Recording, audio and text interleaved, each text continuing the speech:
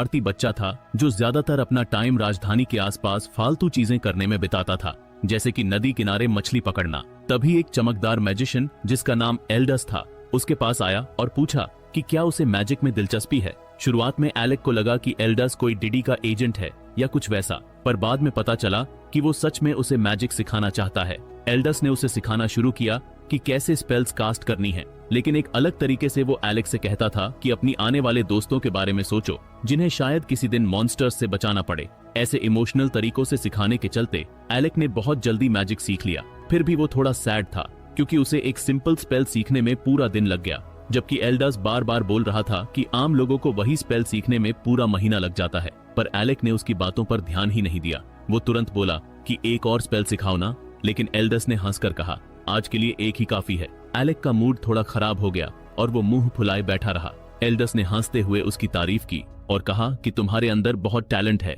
और मेरे बिना भी एक दिन तुम बहुत बड़े मैजिशियन बनोगे, बस सब कुछ किस्मत पर छोड़ दो। एलेक को यह सुनकर झटका लगा। उसने पूछा कि तो फिर आप मुझे सिखा ही क्यों रहे हैं, पर एल्डस जवाब दे पाता इससे पहले ही उसकी फिशिंग लाइन में एक मछली फंस गई। एल्डस घबरा गया क्योंकि उसने जिंदगी में पहली बार मछली पकड़ी थी। एलेक हंस पड़ा और बोला कि इतने बड़े मैजिशियन होकर मछली पकड़ना नहीं आता। दोनों जोर जोर से हंसने लगे और ऐसे ही उनका टीचर स्टूडेंट वाला रिश्ता चलता रहा। समय बीतता गया और एल्डस ने एलेक को मैजिक के बारे में बहुत कुछ सिखाया। फिर एक दिन एल्डस ने अचानक कहा कि वो राजधानी छोड़ रहा है। एलेक का दिल टूट गया। उसे लगा अब वो अपने टीचर से कभी नहीं मिलेगा, लेकिन एल्डस ने जाते जाते उसे एक आखिरी सलाह दी कि अगर कभी तुम्हें रॉयल कोर्ट मैजिशियन बनने का मौका मिले तो उसे ठुकरा देना। एलेक समझ नहीं पाया कि एल्डस ने ऐसा क्यों कहा। उसने पूछा कि तो आपने मुझे मैजिक सिखाया ही क्यों। एल्डस ने थोड़ा मुस्कुराते हुए कहा कि एलेक की मदर ने कभी उसकी जिंदगी में बहुत बड़ा एहसान किया था और वो बस उसकी मदर का बदला चुकाने के लिए उसके बेटे को सिखा रहा था। वो आखिरी बार था जब एलेक ने अपने गुरु को देखा। इसके बाद एलेक ने ठान लिया कि वो रॉयल मैजिक एकेडमी में एडमिशन लेकर एल्डस से फिर मिलेगा। वहां पहुंचकर उसे पता चला कि एल्डस भी कभी उसी एकेडमी का टॉप स्टूडेंट था और ग्रेजुएशन के बाद कोर्ट मैजिशियन बना था, लेकिन कुछ सालों बाद उसे उस पद से निकाल दिया गया। तभी एलेक को समझ आया कि एल्डस ने उसे कोर्ट मैजिशियन बनने से क्यों मना किया था। पर एल्डस की बात मानने की जगह एलेक ने तय किया कि वो खुद कोर्ट मैजिशियन बनेगा ताकि वो उस करप्ट इंपीरियल कोर्ट को खुद बदल सके। और आखिरकार उसने ये सपना पूरा कर लिया। लेकिन जल्द ही उसे एहसास हुआ कि उसे अपने गुरु की बात माननी चाहिए थी। एक दिन क्राउन प्रिंस रेगुलस ने उसे डंजन के बीचों बीच उसकी एडवेंचरर पार्टी से निकाल दिया। एलेक हैरान होकर बोला कि मैंने क्या गलती करी है। रेगुलस ने ठंडे चेहरे से कहा कि क्योंकि तुम बेकार हो, और उसी पल एलेक को एहसास हुआ कि एल्डस की हर बात सही थी। रेगुलस गुस्से में बोलता है कि वो हमेशा अपनी जान दांव पर लगाकर फ्रंट लाइन पर मॉन्स्टर्स से लड़ता है और फायर मैजिशियन लेनी अपने पावरफुल स्पेल्स से मॉन्स्टर्स को पीछे धकेलती है और उनके टैंक साथियों के शील्ड सारे अटैक्स को रोक लेते हैं। लेकिन दूसरी तरफ एलेक हमेशा पीछे ही खड़ा रहता है और बस छोटे मोटे सपोर्ट मैजिक ही कर पाता है। रेगुलस ताना मारते हुए कहता है कि हमें अपनी पार्टी में तुम्हारे जैसे लूजर की कोई जरूरत नहीं। वो आगे बोलता है कि एलेक तो कोर्ट मैजिशियन कहलाने के लायक भी नहीं है। एलेक कोशिश करता है समझाने की कि वो सिर्फ सपोर्ट मैजिक क्यों यूज करता है, पर रेगुलस उसकी बात सुनना ही नहीं चाहता। फिर लेनी भी एलेक से बीच में बोल पड़ती है कि तू एक कावर्ड है और तेरे अंदर हिम्मत ही नहीं है डंजन के अंदर तक जाने की। हर बार तू ही हमें रोकता है और उनकी टीम का आईकेएस भी चुपचाप सिर हिलाकर उनकी बात मान लेता है। फिर लेनी कहती है कि अब तक हमने सिर्फ इसलिए तुझे बर्दाश्त किया क्योंकि किंग ने आदेश दिया था कि तू हमारी पार्टी में रहेगा, लेकिन अब जब प्रिंस ने खुद तुझे निकाल दिया है तो अब हम तुझसे अच्छा बिहेव क्यों करें। रेगुलस हंसते हुए कहता है कि लगता है एलेक ने एकेडमी में टॉप स्कोर इसलिए पाया क्योंकि उसने प्रोफेसर्स को खुश किया होगा। यह सुनकर सब हंस पड़ते हैं और एलेक का चेहरा शर्म से झुक जाता है। फिर रेगुलस उसकी तरफ देखता है और कहता है कि और ये डैगर तेरे पास क्यों है और कॉमनर्स को हथियार रखने की इजाजत नहीं होती। एलेक शांत होकर समझाता है कि ये डैगर अगले डंजन फ्लोर में काम आएगा, लेकिन रेगुलस और भड़क जाता है। वो डैगर छीनकर एलेक का कॉलर पकड़ लेता है और बोलता है कि मेरी पार्टी में कोई मेरी बात नहीं टालता। फिर वो एलेक की कोर्ट विजर्ड वाली रोब खींचकर कहता है कि तू इस लायक नहीं है। एलेक टूट जाता है और बिना कुछ बोले डंजन से बाहर चला जाता है। फिर भी इंसल्ट और फायरिंग के बाद भी वो रेगुलस और उसकी पार्टी की हेल्प करना चाहता है। वो पूरी रात मेहनत करके कुछ नोट्स तैयार करता है जिसमें लोअर डंजन फ्लोर्स के बारे में जानकारी होती है ताकि रेगुलस उन्हें टैकल कर सके, क्योंकि उसके पास खुद ज्यादा मैजिक पावर नहीं है।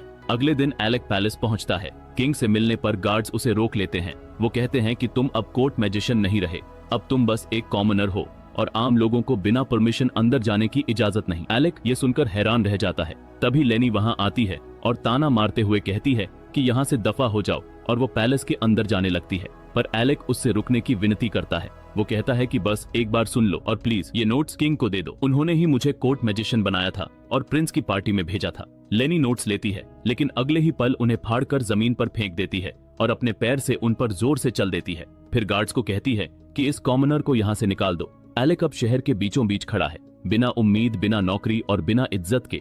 उसे आखिरकार एहसास होता है कि एल्डस सही था और उसे कोर्ट मैजिशियन नहीं बनना चाहिए था। तभी उसे कोई फेमिलियर आवाज सुनाई देती है। एलेक वो मुड़कर देखता है कि एक लाल बालों वाली लड़की उसे देख रही होती है और अगले ही पल दौड़कर उसे गले लगा लेती है। एलेक कुछ सेकंड्स तक समझ ही नहीं पाता क्या हो रहा है, पर फिर पहचानता है कि वो योरहा थी, उसकी पुरानी दोस्त। अकेडमी के दिनों की दोनों बैठकर बातें करने लगते हैं और एलेक उसे सब कुछ बताता है कि कैसे उसे प्रिंस की पार्टी से निकाला गया और कोर्ट मैजिशियन की पोजीशन से भी हटा दिया गया। योरहा ये सुनकर गुस्से में आ जाती है। वो किंगडम को कोसती है कि ये कैसा राज्य है जहां नोबल्स और कॉमनर्स में इतना फर्क किया जाता है। एलेक किसी तरह योरहा को शांत कर देता है ताकि कोई और उनकी बात न सुन ले। फिर योरहा मुस्कुराते हुए कहती है कि असल में ये तो अच्छा हुआ कि तुम्हें जॉब से निकाल दिया गया। एलेक उसकी बात सुनकर हैरान नहीं होता, क्योंकि पिछले 2 दिनों में वो इतना कुछ झेल चुका था कि अब कुछ भी उसे चोट नहीं पहुंचा सकता था। तभी योरहा उसे याद दिलाती है कि याद है, मैंने कहा था कि एक दिन तुम्हें अपनी पार्टी में जरूर शामिल करूंगी।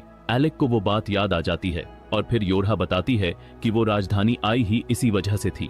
वो उठकर अपना हाथ उसकी तरफ बढ़ाती है और कहती है, चलो एलेक, और मेरे साथ डंजन्स जीतते हैं। एलेक का चेहरा खिल उठता है, पर अंदर से वो थोड़ा झिझकता है। अब जब उसे उसकी जॉब से निकाल दिया गया है तो उसे खुद पर भरोसा नहीं रहा, लेकिन योरहा को इन सब चीजों की कोई परवाह नहीं थी। वो साफ कहती है कि मुझे अपनी टीम में सिर्फ तुम चाहिए, कोई दूसरा मैजिशियन तुम्हारी जगह नहीं ले सकता। ये सुनकर एलेक इमोशनल हो जाता है और तुरंत उसका ऑफर एक्सेप्ट कर लेता है। योरहा खुशी से मुस्कुराती है और कहती है कि welcome to my A rank party. अगले ही दिन एलेक योरहा के साथ देश छोड़ देता है। रास्ते में वो एल्डास की उस सलाह याद करता है कि कोर्ट मैजिशियन मत बनना, और अब उसे समझ आता है कि उसके गुरु सही थे। कुछ दिन बाद एलेक के देश छोड़ने की खबर रेगुलस और उसकी पार्टी तक पहुंचती है, लेकिन उन्हें कोई फर्क नहीं पड़ता। रेगुलस कहता है कि एलेक को तो एकेडमी में जीनियस कहा जाता था और हमने उस पर भरोसा करके अपना टाइम बर्बाद किया। लेनी हंसते हुए कहती है, अब टेंशन मत लो, और जल्द ही एक प्योर ब्लडेड नोबल हमारी पार्टी में शामिल होने वाला है और तब हम और भी पावरफुल बन जाएंगे। उधर एलेक और योरहा फिजल नाम के शहर में पहुंचते हैं, जो डंजन्स का शहर कहा जाता है। योरहा बताती है कि यहाँ पर बहुत सारे एडवेंचरर्स रहते हैं, क्योंकि इस शहर में नोबल्स और कॉमनर्स के बीच कोई भेदभाव नहीं होता। वो बहुत एक्साइटेड थी एलेक को एडवेंचरर के तौर पर रजिस्टर करवाने के लिए, लेकिन जैसे ही दोनों गिल्ड पहुंचते हैं उन्हें बड़ा झटका लगता है। रिसेप्शनिस्ट कहती है कि एलेक को योरहा की पार्टी में रजिस्टर नहीं किया जा सकता, क्योंकि तुम्हारी पार्टी डंजन के फ्लोर 30 से नीचे जाती है और एलेक को कम से कम 2 साल गिल्ड का मेंबर रहना होगा, तभी वो इतने गहरे डंजन फ्लोर्स में जा सकेगा। योरहा ये सुनकर गुस्से में आ जाती है और कहती है कि तुम एक्सेप्शन क्यों नहीं बना सकती, और एलेक अलग है, पर रिसेप्शनिस्ट साफ मना कर देती है। योरहा पूछती है कि क्या मेरी दोस्त क्रासिया तुमसे इस बारे में मिलने नहीं आई थी? रिसेप्शनिस्ट सिर हिलाकर कहती है कि हाँ, वो आई थी और उसने हमें धमकाया भी, पर ऐसे पागल लोग तो रोज आते हैं और हमें कोई फर्क नहीं पड़ता। एलेक और योरहा सैड होकर गिल्ड से बाहर निकलते हैं और एक पब्लिक पार्क में बैठ जाते हैं। लंच करते टाइम योरहा कहती है कि हम डंजन के फ्लोर 52 तक पहुंच चुके हैं और हम 2 साल तक इंतजार नहीं कर सकते। लेकिन योरहा वो लड़की नहीं जो इतनी आसानी से हार मान ले। वो मुस्कुराती है और कहती है कि अगर हम डीप फ्लोर्स में नहीं जा सकते तो चलो शैलो डंजन से शुरुआत करते हैं वार्म अप के लिए। एलेक को योरहा का आइडिया बहुत पसंद आता है और दोनों तुरंत एक लो लेवल डंजन में पहुंच जाते हैं, जहां पर कीड़ों जैसे मॉन्स्टर्स भरे होते हैं।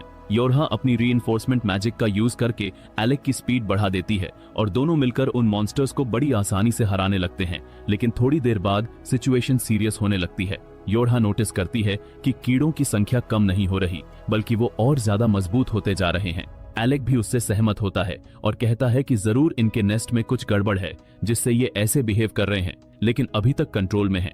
दोनों लड़ते रहते हैं। तभी योरहा अपनी शील्ड एक्टिवेट करती है और सीधे आगे बढ़ जाती है नेस्ट की तरफ। एलेक उसे रोकने की कोशिश करता है कि योरहा ये बहुत रिस्की है, पर वो मुस्कुराते हुए कहती है कि इतना तो कुछ भी नहीं है एलेक, और तुम तो पहले वाले एलेक नहीं रहे, शायद पुराने। एलेक के लिए तो ऐसे मॉन्स्टर्स कुछ भी नहीं थे। वो आगे कहती है कि बस मुझ पर भरोसा करो और अपने असली रूप में वापस आओ। एलेक को उसकी बात दिल तक लगती है। उसे एहसास होता है कि योरहा सही कह रही है, उसे बस फिर से अपना कॉन्फिडेंस वापस पाना है। उसे एल्डस की वो बात याद आती है कि एक दिन तुम्हें अपने दोस्तों को खतरे से बचाना होगा। बस उसी पल एलेक की आंखों में नई चमक लौट आती है। वो तुरंत ऑफेंसिव पर जाता है और कुछ मॉन्स्टर्स को फायरबॉल से उड़ा देता है और बाकी को अपने डैगर से खत्म कर देता है। लेकिन तभी एक बहुत बड़ा स्वार्म चारों ओर से उन्हें घेर लेता है। योरहा अब बिल्कुल भी नहीं घबराती और वो एक विशाल बैरियर बना देती है ताकि एलेक को स्पेल तैयार करने का टाइम मिल सके। एलेक अपने पूरे ध्यान से एक powerful wide area spell cast करता है और पल भर में सारे कीड़े राख बनकर उड़ जाते हैं। सब कुछ शांत होने पर योरहा हंसते हुए उसकी पीठ थपथपाती है कि देखा, मैंने कहा था ना, तुम्हारे अंदर अभी भी वो पावर है। लेकिन तभी जमीन जोरों से हिलने लगती है और मिट्टी फाड़कर एक विशाल अर्थवर्म बाहर निकलता है। वो सीधे योरहा पर अटैक करता है और लगभग उसे निगल ही जाता है। एलेक चिल्लाता है कि योरहा, मैं तुम्हें बचा लूंगा और बस शील्ड एक्टिव करो। योरहा उस पर पूरा भरोसा करती है और तुरंत शील्ड स्पेल कास्ट करती है। तभी एलेक एक फायर सर्पेंट समन करता है जो अर्थवर्म को आग में झुलसा देता है और कुछ ही सेकंड्स में वो राख बन जाता है। योरहा पूरी तरह सेफ रहती है। वो नीचे उतरकर दौड़ते हुए एलेक के पास आती है और हंसकर कहती है कि तुम अब भी सबसे स्ट्रॉन्ग अटैक मेज हो जिसे मैं जानती हूँ, और आज की लड़ाई ने मुझे एकेडमी के दिन याद दिला दिए। वो बताती है कि कैसे एक बार एकेडमी में उन्होंने एक 5 सर वाले ड्रैगन से मुकाबला किया था जो इतना ताकतवर था कि किसी के वेपन्स उस पर असर नहीं कर रहे थे, पर एलेक ने उसे सिर्फ एक स्पेल से मिटा दिया था।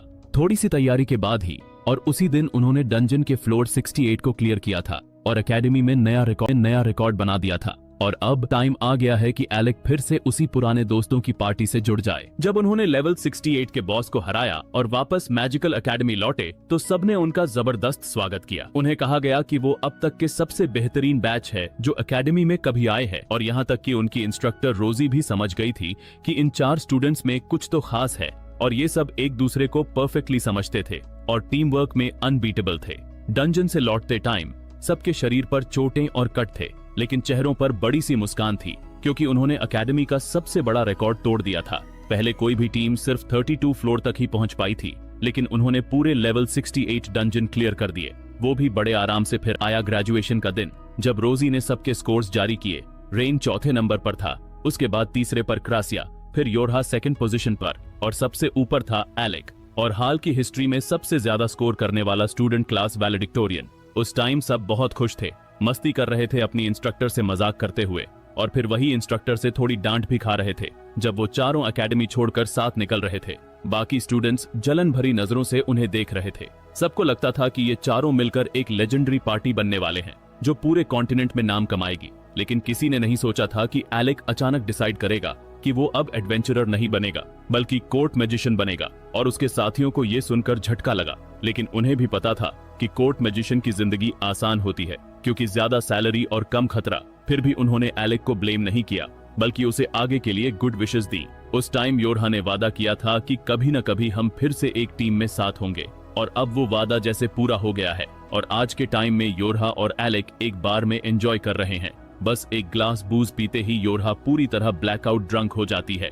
फिर गुस्से में बोलने लगती है कि उन्हें अब तक डीपर डंजन्स में जाने की परमिशन क्यों नहीं मिली, लेकिन थोड़ी देर में वहीं बेंच पर सो जाती है। एलेक मुस्कुराता है और सोचता है कि एकेडमी के दिनों में भी वो ऐसी ही थी, पूरी एनर्जी वाली लड़की। वो अपनी जैकेट उतारकर उस पर डाल देता है ताकि उसे ठंड न लगे, लेकिन बार में बैठा एक आदमी ये देखकर चिढ़ जाता है। वो एलेक के पास आता है और मजाक उड़ाने लगता है कि क्या बात है, बेटा मेल, और एलेक उसे इग्नोर करता है क्योंकि वो आदमी एंड्रू टेट फैन लग रहा था। वो भी फुल एटीट्यूड और एंगर इश्यूज के साथ गुस्से में वो अपनी बॉटल उठाकर एलेक के सिर पर मारने की कोशिश करता है, लेकिन एलेक बिना एफर्ट के माना शील्ड एक्टिवेट कर देता है और बॉटल बीच में ही रुक जाती है, जिसे देखकर वो आदमी मुस्कुराता है और खुश होता है कि आखिरकार एलेक ने उसे नोटिस किया। उसे पता था कि एलेक एक कोर्ट मैजिशियन है। वो बोलता है कि सोचा नहीं था कि तुम्हारे जैसे एलीट लोग भी एडवेंचरर बनने की कोशिश करेंगे। एलेक थोड़ा हैरान होता है, लेकिन और भी शॉक्ड तब हो जाता है जब वो आदमी अपनी जेब से एक कार्ड निकालता है जो असल में एक एडवेंचरर्स पास होता है और उसे एलेक के सामने रख देता है। एलेक पूछता है कि ये क्या कर रहे हो। वो आदमी कहता है कि बॉटल वाली टेस्टिंग के लिए माफी का टोकन है, लेकिन अगर ये पास चाहिए तो अपनी मैजिक दिखाओ। एलेक अब भी कंफ्यूज रहता है। तभी अचानक नींद में पड़ी योरहा उठती है और आंखें मलते हुए बोलती है कि अरे गिल्ड मास्टर, आप यहाँ क्या कर रहे हैं। एलेक हैरान रह जाता है कि क्या ये आदमी गिल्ड मास्टर है और आखिर वो मुझे ऐसे पास क्यों दे रहा है। वो आदमी जो अब काफी चिल लग रहा था, एलेक को वो पास देकर कहता है कि चलो मेरे साथ। फिर वो दोनों को लेकर जाता है ट्रेनिंग ग्राउंड की तरफ। वो बताता है कि ये एकेडमी के नीचे वाला अंडरग्राउंड ट्रेनिंग एरिया है, जहां वो उन पार्टीज को टेस्ट करता है जो अपना लेवल बढ़ाना चाहते हैं, और यहीं पर एलेक को अपनी पावर दिखानी होगी। योरहा बोलती है कि अभी सही टाइम नहीं है और एलेक थोड़ा ड्रिंक कर चुका है, लेकिन एलेक कॉन्फिडेंट होकर बोलता है कि रिलैक्स और मेरे पास अभी भी काफी माना बचा है लड़ने के लिए। तभी गिल्ड मास्टर खुद का प्रॉपर इंट्रोडक्शन देता है और बताता है कि मैं लेवी हूँ। एलेक का दिमाग तुरंत फ्लैशबैक लेता है। लेवी नाम तो वही है जो पहले एक एस रैंक्ड पार्टी का लीडर हुआ करता था, एक लेजेंडरी मेज। फिर लेवी हंसते हुए बोलता है कि अरे वो पुराने दिन अब धुंधले से याद हैं, और फिर टेस्ट के रूल्स बताता है कि रूल सिंपल है और मुझे अपनी मैजिक से इंप्रेस करो, बस इतना ही। फिर दोनों रेडी हो जाते हैं स्पारिंग के लिए। एलेक पहला मूव लेता है और एक जबरदस्त थंडरबोल्ट स्पेल छोड़ता है, लेकिन लेवी एक्सपर्ट की तरह उसे डॉज कर देता है और काउंटर में वाटर मैजिक यूज करता है और पानी के बड़े बड़े गोले एलेक की तरफ फेंकता है। एलेक उन सबसे बचते हुए समझ जाता है कि लेवी के पास रेंज एडवांटेज है, मतलब उसे स्ट्रेटेजी बदलनी पड़ेगी। वो डिसाइड करता है कि लड़ाई को क्लोज कॉम्बैट में ले जाना होगा, लेकिन जैसे ही वो आगे बढ़ता है, लेवी पीछे हटने की बजाय जमीन पर मुक्का मारता है और रीइंफोर्समेंट मैजिक यूज करके खुद की स्पीड बढ़ा देता है। फिर वो बिजली जैसी तेजी से एलेक की तरफ दौड़ता है और आखिरी पल में उसे साइड स्टेप करता है और उसके चारों तरफ घूमने लगता है, इतनी तेजी से कि बस धुंधला सा शैडो दिखे। फिर एक जबरदस्त पंच मारता है जिसे एलेक मुश्किल से अपनी माना शील्ड से रोकता है। शील्ड टूट जाती है और एलेक दीवार से जा टकराता है। लेवी इम्प्रेस्ड होकर बोलता है कि कमाल है और इतना जोरदार पंच झेल गए, और ज्यादातर लोग तो उठ भी नहीं पाते। लेकिन एलेक धूल के बादल में से बाहर निकलता है और मुस्कुराकर बोलता है कि आप सच में एक सच्चे एस रैंक्ड एडवेंचरर हैं। लेवी थोड़ा कंफ्यूज हो जाता है और उसे लगा था एलेक डर जाएगा या कमजोर पड़ जाएगा, लेकिन एलेक कहता है कि मैं भूल जाता हूँ कि अब मैं कोर्ट मैजिशियन नहीं रहा और वहां तो सिर्फ रूल्स और डिफेंस मैजिक की इजाजत थी, लेकिन अब मैं फ्री हूँ और अब मैं अपनी पूरी मैजिक यूज कर सकता हूँ। लेवी हंसता है और बोलता है कि तो फिर आओ। पूरी पावर से एलेक अपना स्टाफ उठाता है, लेकिन इस बार वो उसे ट्रांसफॉर्म कर देता है एक मैजिकल ब्लेड में। लेवी फिर से पानी के बलून्स फेंकता है, लेकिन एलेक इस बार तेजी से डॉज करता है और अगले को एक स्लैश से काट देता है। वो ऐसे दिखाता है जैसे ऑफेंसिव जाने वाला है ताकि लेवी भी पूरी ताकत लगाए, लेकिन ये सब उसके प्लान का हिस्सा था। जैसे ही लेवी अपनी बूस्टिंग मैजिक यूज करके एलेक की तरफ दौड़ता है, एलेक नीचे एक ट्रैप डाल देता है और उसी पल थंडरबोल्ट एक्सप्लोजन। लेवी को जोरदार झटका लगता है और एलेक एक बिजली की लाइन की तरह उसके पार निकल जाता है। लेवी कुछ पल वहीं खड़ा रहता है, फिर मुस्कुराकर बोलता है कि एलेक तू तो वाकई अलग ही लेवल का है और मेरी मैजिक को ओवर पावर कर दिया। और वहीं दूसरी तरफ एलेक को लगता है कि फाइट खत्म हो गई, लेकिन लेवी अभी रुका नहीं है। वो अपना ट्रम्प कार्ड एक्टिवेट करता है, ड्रैगन स्केल से बने मैजिकल गॉन्टलेट्स।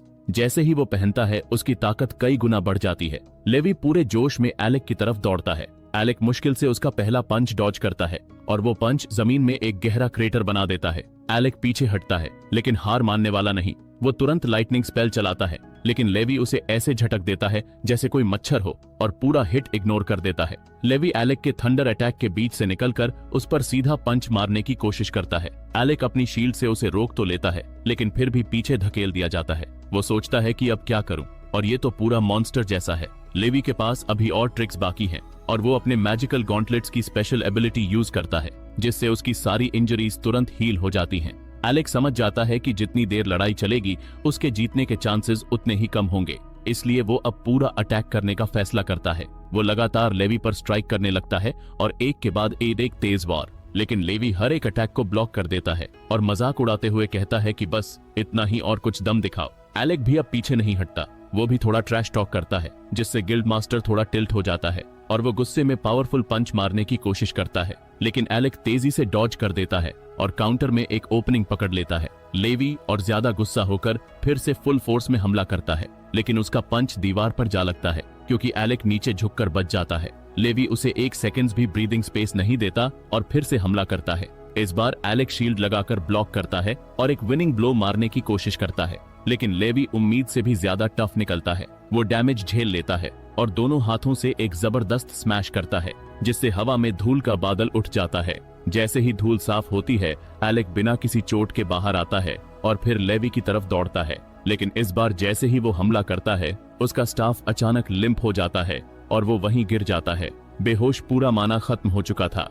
योरहा तुरंत दौड़ती है और रीजेनरेशन मैजिक यूज करके उसे हील करने लगती है। तभी अचानक रेन अंदर आता है। हंसते हुए लेवी से कहता है कि वाह, लेवी और एक एस रैंक्ड एडवेंचरर होकर भी लो रैंक बंदे पर अपनी स्ट्रॉन्गेस्ट स्किल चला दी। लेवी उसे घूर कर बोलता है कि चुप रहो, रेन और मैं बस उसका लिमिट टेस्ट कर रहा था और वैसे भी मैं उसे पास करने ही वाला था। रेन एलेक को उठाकर एक कमरे में ले जाता है ताकि वो आराम कर सके। खुद वो फर्श पर बैठ जाता है और थोड़ा नॉस्टैल्जिक मूड में थे। फिर वो कहता है कि बहुत टाइम हो गया ऐसे साथ बैठे हुए, लेकिन तभी रिसेप्शनिस्ट कमरे में घुस आती है और बोलती है कि उसे अर्जेंटली गिल्ड मास्टर की जरूरत है। लेवी बिना कुछ बोले उसका चेहरा पकड़कर उसे बाहर खींच लेता है। लेवी के जाने के बाद रेन बूज की कुछ बॉटल्स उठाता है और योरहा से कहता है कि चलो बताओ एलेक के साथ क्या क्या हुआ। योरहा सब कुछ बताती है और सुनकर रेन का गुस्सा बढ़ता जाता है और पता चलता है कि एलेक की पिछली पार्टी ने उसे सिर्फ सामान ढोने वाला बना दिया था और उसे हमेशा इन्वेंट्री संभालनी पड़ती थी। उसे मैजिक यूज करने नहीं देते थे सिवाय डिफेंस स्पेल्स के, और यहाँ तक कि उसे एक छोटा डैगर रखने तक की इजाजत नहीं थी। रेन गुस्से में बोतल तोड़ देता है और उसी आवाज से एलेक की नींद खुल जाती है। एलेक उठता है थोड़ा कंफ्यूज्ड लेकिन खुश है कि योरहा हंसते हुए बताती है कि गिल्ड मास्टर ने हमें पास दे दिया, जिसे सुनकर एलेक का चेहरा चमक उठता है कि मतलब अब हम सब मिलकर हायर लेवल डंजन्स में जा सकते हैं। रेन मुस्कुराता है लेकिन बोलता है कि हाँ, पर उससे पहले हमें एक काम और करना होगा। एलेक को बिल्कुल समझ नहीं आता कि रेन आखिर कहना क्या चाहता है। तब रेन मुस्कुराकर बताता है कि सबसे पहले हमें बदला लेना है। वो समझाता है कि उन्हें रॉयल सिटी में घुसकर पैलेस तक पहुंचना है और वहां जाकर उस प्रिंस और उसकी पार्टी की अच्छी खासी धुलाई करनी है। फिर एलेक तुरंत बोलता है कि नहीं, हम ऐसा कुछ नहीं करने वाले, और योरहा भी सिर हिलाकर कहती है कि दूसरी पार्टी से लड़ना सख्त मना है और ये रूल तो तुम जानते ही हो। एलेक रेन के कंधे पर हाथ रखता है और शांति से कहता है कि अब कोर्ट में जो हुआ उसकी कोई परवाह नहीं है और मेरे लिए बस हमारी एडवेंचर वाली जिंदगी ही काफी मजेदार है। फिर रेन कुछ पल सोचता है, फिर उसके चेहरे पर एक मिस्चीवस सी मुस्कान आती है कि मिल गया, अगर हमें सच में बदला लेना है तो हमें दुनिया की सबसे ताकतवर पार्टी बनना होगा। तब वो प्रिंस खुद जलकर राख हो जाएगा और अगर कभी हमारे देश को हेल्प चाहिए होगी तो उन्हें मजबूर होकर हमारे पास आना पड़ेगा। तब उनके मुंह पर नो कहना कितना सेटिस्फाइंग होगा ना। एलेक हंसता है कि ठीक है और मुझे ये डील मंजूर है, और इस तरह वो सब डिसाइड करते हैं कि अब उनका गोल है दुनिया की सबसे स्ट्रॉन्गेस्ट पार्टी बनना। उधर दूसरी ओर एक कमरे में एक एस रैंक्ड एडवेंचरर क्रिस्टा बुरी तरह घायल पड़ी है। वो मुश्किल से सांस ले रही है जबकि रिसेप्शनिस्ट उसके शरीर पर बैंडेजेस लगा रही है। गिल्ड मास्टर लेवी का चेहरा गंभीर है क्योंकि अगर एस रैंक्ड पार्टी ही मुसीबत में है तो इसका मतलब पूरा गिल्ड खतरे में है। क्रिस्टा कमजोर आवाज में कहती है कि मेरी पार्टी अभी भी अंदर फंसी हुई है और उन्हें हेल्प चाहिए। लेवी तुरंत एक इमरजेंसी मीटिंग बुलाता है और सारे ए रैंक्ड एडवेंचरर्स को आदेश देता है कि हम 64 फ्लोर पर रेस्क्यू मिशन पर जा रहे हैं। इधर एलेक के कमरे में उसकी मुलाकात होती है क्रासिया से, और बहुत समय बाद अब उसकी दोनों पर्सनैलिटीज काफी मैच्योर लग रही थीं। वो पूछती है कि तुम मीटिंग में क्यों नहीं गए। एलेक हंसकर कहता है कि मैं ए रैंक एडवेंचरर नहीं हूँ, इसलिए यहीं रहा। क्रासिया तुरंत हील स्पेल डालती है और एलेक की सारी चोटें पल भर में गायब हो जाती हैं। तभी योरहा और रेन अंदर आते हैं। रेन एक्साइटमेंट में चिल्लाता है कि हम रेस्क्यू मिशन पर जा रहे हैं। वो एलेक को बताते हैं कि इस बार का डंजन थोड़ा अलग है और 64 फ्लोर पर मैजिक यूज नहीं की जा सकती, मतलब सब कुछ पोशंस पर डिपेंड करता है, और वहाँ की एस रैंक्ड पार्टी पूरी तरह वाइप आउट हो गई थी। सिर्फ क्रिस्टा किसी तरह निकलकर हेल्प लेने आई। एलेक क्रासिया से पूछता है कि तुम्हें इस डंजन में काम करने में दिक्कत नहीं होगी, तुम्हारी स्पेशलिटी तो हीलिंग मैजिक है। वो थोड़ा गुस्से में जवाब देती है कि मैंने तो अपोज किया था, लेकिन इस इडियट रेन ने वीटो लगा दिया और हमें अंदर भेज दिया। दोनों फिर से झगड़ने लगते हैं। तभी योरहा बोलती है कि एलेक, आखिरी फैसला तुम्हारा होना चाहिए और आखिर सबसे मुश्किल काम तो तुम्हें ही करना है, वो भी मेन फ्लोर बॉस को हराना। एलेक कुछ सोचता है, फिर सर हिलाकर बोलता है कि ठीक है और हम जा रहे हैं। और इस तरह वो सब तैयार होकर डंजन की ओर निकलते हैं और एंट्रेंस के सामने खड़े होकर रेन मुस्कुराता है और कहता है कि यही से शुरू होगी हमारी लेजेंड की कहानी। फिर वो सब जल्दी से डंजन के एंट्रेंस पर पहुंचते हैं, लेकिन ये डंजन थोड़ा अलग होता है और इसका एक अजीब सा अफिनिटी है जिसकी वजह से यहाँ कोई भी हीलिंग मैजिक काम नहीं करता। मतलब सबको पोशंस और अपने डॉजिंग स्किल्स पर भरोसा करना पड़ेगा। क्रिस्टा की गिल्ड के मेंबर्स जहां फंसे हुए हैं वो जगह है लेवल 64 बॉस के पास, लेकिन वहां तक पहुंचने के लिए पहले सारे लेवल्स और उनके बॉसेस को हराना पड़ेगा। रेन को एहसास होता है कि अगर वो लेवल बाय लेवल जाएंगे तो बहुत देर हो जाएगी। तभी योरहा एक मैजिक क्रिस्टल निकालती है और बताती है कि ये क्रिस्टा ने ही दिया था और इस क्रिस्टल की हेल्प से वो बाकी सारे लेवल्स को स्किप करके सीधा लेवल 64 पर टेलीपोर्ट कर सकते हैं। एलेक को तुरंत समझ में आता है कि ये कोई बहुत ही रेयर और पावरफुल मैजिकल आइटम होगा, लेकिन क्रिस्टा को इन सब चीजों की परवाह नहीं और उसका सिर्फ एक मकसद है, अपने टीममेट्स को बचाना, और इसलिए उसने बाकी पार्टी को भी ऐसे क्रिस्टल्स दिए ताकि सब सीधे टारगेट लेवल तक पहुंच जाएं। योरहा बताती है कि लेवल 64 बॉस एक अनडेड है, मतलब कि क्रासिया की मैजिक यहाँ काम नहीं करेगी, और क्योंकि क्रासिया खुद एक सपोर्ट मेज है तो अब ज्यादातर लड़ाई की जिम्मेदारी एलेक पर होगी। रेन उसे कहता है कि वो अपना माना बचाकर रखे और छोटे मोटे एनिमीज को वो खुद संभाल लेगा, क्योंकि अगर अनडेड बॉस के सामने उसका माना खत्म हो गया तो बड़ी मुश्किल हो जाएगी। क्रासिया भी मान जाती है, लेकिन साथ में सबको चेतावनी देती है कि अब से हम सीधे मौत से लड़ने जा रहे हैं और यहाँ एक एस रैंक्ड पार्टी भी खत्म हो चुकी है, तो मजाक मत समझना। लेकिन डरने के बजाय रेन तो और ज्यादा एक्साइटेड हो जाता है। वो सबको जोश में लाता है कि अब शुरू होती है हमारी लेजेंडरी पार्टी की कहानी। इतना कहते ही योरहा वो मैजिक क्रिस्टल हवा में फेंकती है और पल भर में सब टेलीपोर्ट होकर लेवल 64 डंजन के अंदर पहुंच जाते हैं। और अंदर पहुंचते ही उन्हें एक अंधेरी सीलन भरी गुफा दिखती है और अचानक जमीन से ढेर सारे अनडेड स्केलेटन्स उठ खड़े होते हैं, जिनके हाथों में तलवारें और ढालें होती हैं। रेन बिल्कुल नहीं डरता, वो अपना स्पीयर निकालता है और सीधे हमला बोल देता है और एक साथ कई स्केलेटन्स को गिरा देता है और मुस्कुराते हुए बोलता है कि अब तक तो लेवल 64 काफी इजी लग रहा है और बाकी सब अब भी अलर्ट होकर देख रहे होते हैं। तभी और स्केलेटन्स दीवारों से निकलकर उनकी तरफ बढ़ने लगते हैं। रेन बिना झिझक के उन पर टूट पड़ता है, जो भी पास आता है उसे काट कर गिरा देता है। लेकिन योरहा परेशान होने लगती है क्योंकि रेन अब उसकी सपोर्ट मैजिक की रेंज से बाहर जा चुका है। वो उसके पीछे भागती है और उसे वापस बुलाने की कोशिश करती है, पर एलेक और क्रासिया पीछे रह जाते हैं। क्रासिया बोलती है कि रेन को कुछ नहीं होगा और उसके पास वो एंशिएंट आर्टिफैक्ट है, पियर्सिंग ब्लैक स्पीयर, जो ऑलमोस्ट इंडिस्ट्रक्टिबल है और हमेशा रेजर शार्प रहता है।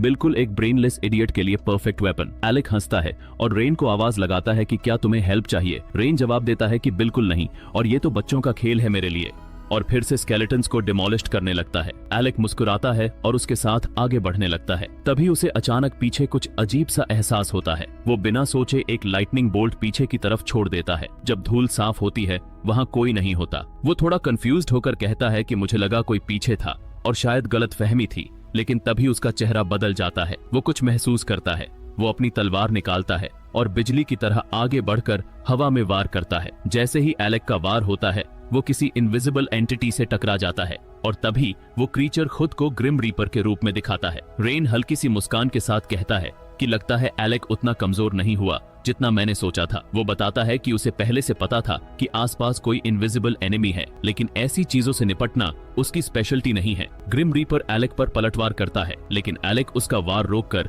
पीछे की ओर रेन के पास छलांग लगाता है और उसी पल एलेक को एहसास होता है कि रेन उस पर पूरा भरोसा करता है, न सिर्फ एक साथी के रूप में बल्कि एक सच्चे दोस्त की तरह जो उसे बचाएगा। कई सालों बाद उसे ये भरोसे वाला कनेक्शन महसूस होता है और वो उसी जोश में अपनी मैजिक सोर्ड हवा में उठाता है और एक तेज वार में ग्रिम रीपर को चीर देता है और उसे वहीं खत्म कर देता है। वो पलटकर योरहा से पूछता है कि क्या तुम्हें इसके बारे में पता था? योरहा झट से माफी मांगती है कि उसने बताया नहीं, जबकि क्रासिया हंसते हुए कहती है कि रेन से बात कर, क्योंकि वही मास्टरमाइंड था इस प्लान का। एलेक मुस्कुराता है और रेन से कहता है कि एक दिन मैं ये फेवर जरूर लौटाऊंगा। रेन जवाब देता है कि पहले इस डंजन से जिंदा निकल तो लें, और चारों साथी एक साथ खड़े हो जाते हैं और अब वो सब दुश्मनों को खत्म करने के लिए पूरी तरह तैयार हैं। फिर थोड़ी ही देर में एलेक और रेन दोनों कूद पड़ते हैं, अनडेड स्केलेटन्स पर जोरदार हमला करते हुए, एक एक को काटते तोड़ते हुए। वहीं योरहा पीछे से उन्हें मैजिक रीइंफोर्समेंट देती रहती है और रेन अब पूरी फॉर्म में है। वो स्टाइलिश मूव्स के साथ स्केलेटन्स को गिराता जाता है और क्रासिया अपनी बो से पीछे से उन स्केलेटन्स को मारती है जो रेन के पीछे से स्नीक करने की कोशिश करते हैं। लेकिन कुछ स्केलेटन्स उसके पास तक पहुंच जाते हैं तो वो अपनी मैजिक स्टाफ से खुद को बचाने लगती है और जल्द ही उन्हें महसूस होता है कि स्केलेटन्स की ये लहर कभी खत्म होने वाली नहीं है। तभी एलेक उन्हें पीछे बुलाता है कि अब सब हटो और एक बार में साफ करता हूँ। बाकी तीनों उसके पीछे हो जाते हैं और एलेक एक जबरदस्त थंडरबोल्ट स्किल छोड़ता है और पूरा इलाका बिजली की चमक से भर जाता है और हर स्केलेटन झलकर राख बन जाता है। और सबके सेफ होने के बाद रेन मुस्कुराते हुए पूछता है कि तू सिर्फ थंडरबोल्ट ही क्यों यूज कर रहा है, और एकेडमी में तो तू और भी कई ऑफेंसिव मैजिक टाइप्स यूज करता था ना? जिस पर एलेक तुरंत बहाना बनाता है कि थंडरबोल्ट जल्दी कास्ट हो जाता है, इसलिए वही यूज कर रहा हूँ। रेन समझ जाता है कि वो कुछ छिपा रहा है, लेकिन फिलहाल चुप रहता है क्योंकि टाइम कम है। अचानक सामने से एक मॉन्स्ट्रस रोर सुनाई देता है और सबको लगता है कि वो बॉस रूम है। रेन बिना टाइम वेस्ट करे तैयार हो जाता है और योरहा का रीइंफोर्समेंट मैजिक लेते ही वो यूसेन बोल्ट से भी तेज उस आवाज की तरफ भाग पड़ता है।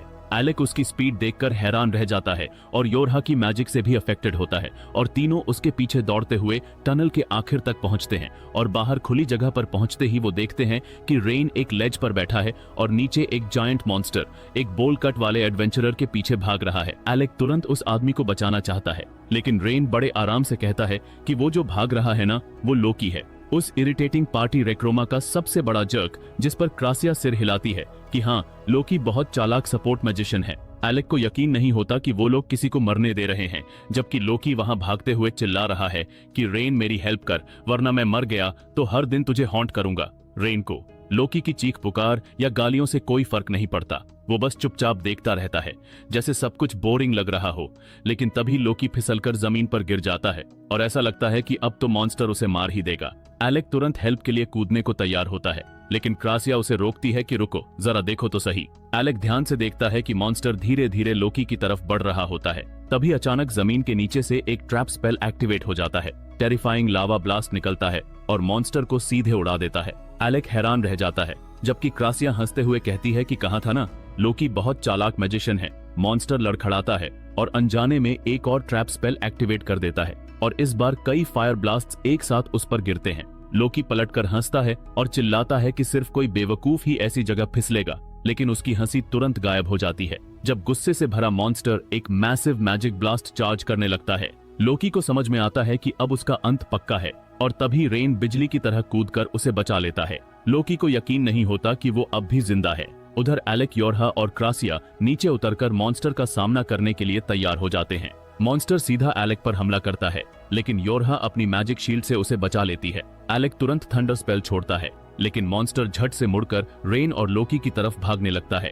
एलेक चिल्लाता है कि रेन और लोकी अलर्ट हो जाओ। वो एक और थंडरबोल्ट छोड़ता है जो सीधे मॉन्स्टर पे लगता है, लेकिन जब धूल साफ होती है तो मॉन्स्टर अब भी खड़ा रहता है और वो अब और भी ज्यादा गुस्से में होता है। रेन समझ जाता है कि अब वो इसे रोक नहीं पाएगा, तो वो एक लास्ट रिजॉर्ट मूव करता है, सीधा मॉन्स्टर की तरफ दौड़ता है और उसके पैरों के बीच से निकलकर उसे कंफ्यूज कर देता है। फिर वो लोकी को पकड़कर क्रासिया की तरफ फेंक देता है और दोनों जमीन पर गिर पड़ते हैं। योरहा चिल्लाती है कि क्रासिया, लोकी को लेज तक ले जा और हम मॉन्स्टर को संभालते हैं। रेन तुरंत अपनी स्पीयर निकालता है और लड़ाई के लिए तैयार खड़ा हो जाता है और जैसे ही क्रासिया लोकी को सुरक्षित जगह तक ले जाती है, योरहा अपनी बूस्ट मैजिक से रेन के सारे स्टैट्स बढ़ा देती है और अब रेन पूरी ताकत से मॉन्स्टर की तरफ दौड़ता है और उसके अटैक्स डॉज करता हुआ हवा में उछलता है और एक जोरदार स्पीयर थ्रस्ट उसके चेहरे पर मारता है। लेकिन मॉन्स्टर बहुत ताकतवर निकलता है, वो रेन को झटककर जमीन पर पटक देता है। योरहा तुरंत उसकी तरफ भागती है, लेकिन मॉन्स्टर उसे कुचलने के लिए वार करता है, बट लकीली योरहा आखिरी पल में शील्ड मैजिक डाल देती है, जिससे रेन को दोबारा उठने का मौका मिल जाता है। उधर एलेक एकदम अलग जोन में चला गया है, जैसे कोई ऑर्केस्ट्रा कंडक्ट कर रहा हो। वैसे 5 मैजिक सर्कल्स एक साथ मॉन्स्टर के चारों ओर बना देता है, जिसे देखकर लोकी दंग रह जाता है कि 3 सर्कल्स बनाना ही बहुत मुश्किल होता है और ये 5 एक साथ बना रहा है और ये बंदा तो जीनियस है। क्रासिया मुस्कुराती है कि वो इससे भी ज्यादा कर सकता है और सच में लोकी की आंखें फटी रह जाती हैं जब एलेक एक साथ 20 मैजिक सर्कल्स बना देता है। मॉन्स्टर गुस्से में उनकी तरफ दौड़ता है, लेकिन रेन उसके शरीर पर कूदकर उसकी टेल में अपनी स्पीयर डाल देता है, जिससे एलेक को अपने फाइनल स्पेल को पूरा करने के लिए वो सही पल मिल जाता है। रेन मॉन्स्टर की पीठ से छलांग लगाता है। उसी पल एलेक अपनी तैयारी पूरी कर लेता है और एक जबरदस्त थंडरबोल्ट मैजिक छोड़ता है, जो उस डीमन को जोरदार झटका देकर वहीं रोक देता है। लेकिन जब एलेक दूसरा वॉर करने जाता है तो सबको हैरानी होती है और मॉन्स्टर किसी तरह से साइड में हट जाता है और हमला बचा लेता है। वो तुरंत अपना मैजिक ब्लास्ट चार्ज करने लगता है, लेकिन क्रासिया फटाफट एक ब्लाइंडिंग स्पेल डाल देती है, जिससे वो कुछ पल के लिए अंधा हो जाता है और योरहा मौका देखकर एक और स्पेल करती है और जमीन से निकलती जंजीरें मॉन्स्टर को कसकर बांध देती हैं। रेन इस मौके का पूरा फायदा उठाता है और वो अपनी स्पीयर को जैवलिन की तरह फेंकता है, जो सीधे मॉन्स्टर के सिर को भेद देती है और उधर एलेक अपने आखिरी वार के लिए तैयार हो जाता है। लेकिन सबके हैरान रह जाने के लिए मॉन्स्टर अब भी जिंदा है।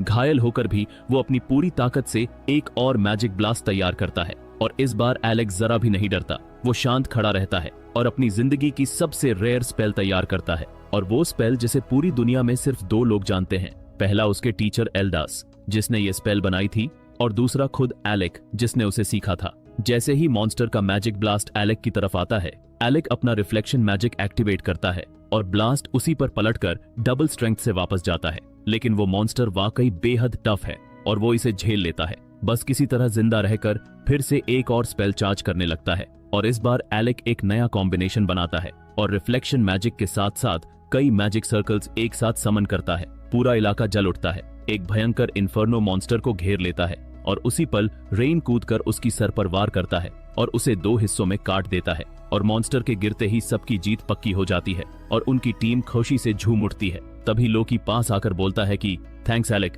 तेरी हेल्प से काम बन गया और मुझे पता था कि कोर्ट मैजिशियन इतना कमाल करेगा। जिसे सुनकर एलेक जवाब देता है कि मैंने वो जॉब छोड़ दी है, जिस पर लोकी मुस्कुराते हुए कहता है कि अच्छा किया, पर अफसोस प्रिंस और उसकी पार्टी का नुकसान हो गया। लेकिन फिर लोकी सबको शॉक दे देता है और बोलता है कि ये जो मॉन्स्टर था ना, ये असली फ्लोर बॉस नहीं था और ये बस एक सब बॉस था जो मुझे पकड़ने के चक्कर में बाकी ग्रुप से अलग हो गया था। जिसे सुनकर सबकी आंखें फटी रह जाती हैं कि अगर सब बॉस ही इतना ताकतवर था तो असली बॉस कितना खतरनाक होगा। लोकी बताता है कि असल में असली बॉस एक नेक्रोमैंसर है जो काले आर्मर में एक नाइट के रूप में डिस्गाइज हुआ है और उसके ऊपर फिजिकल अटैक्स ज्यादा असर नहीं करते, बस थोड़ा टाइम खरीदने के लिए अच्छे हैं। फिर वो एलेक की तरफ मुड़ता है और उसे एक जादुई वॉन्ड देता है जिसके सर पर एक क्रॉस बना होता है। एलेक उसे देखते ही पहचान लेता है। लोकी बताता है कि ये एक एंशिएंट आर्टिफैक्ट है और जैसे ही एलेक उसे पकड़ता है वो वॉन्ड बदलकर एक तलवार बन जाती है। जिसे देखकर रेन को इस पर यकीन नहीं होता। वो शख्स से पूछता है कि तू इतना कीमती सामान ऐसे ही दे रहा है और आखिर बात क्या है, जिस पर लोकी बोलता है कि बात एकदम साफ है और एलेक हमारे वैनगार्ड में रहेगा एक चारा बनकर। जिसे सुनकर सब एकदम हैरान रह जाते हैं कि आखिर तुम्हारा मतलब क्या है।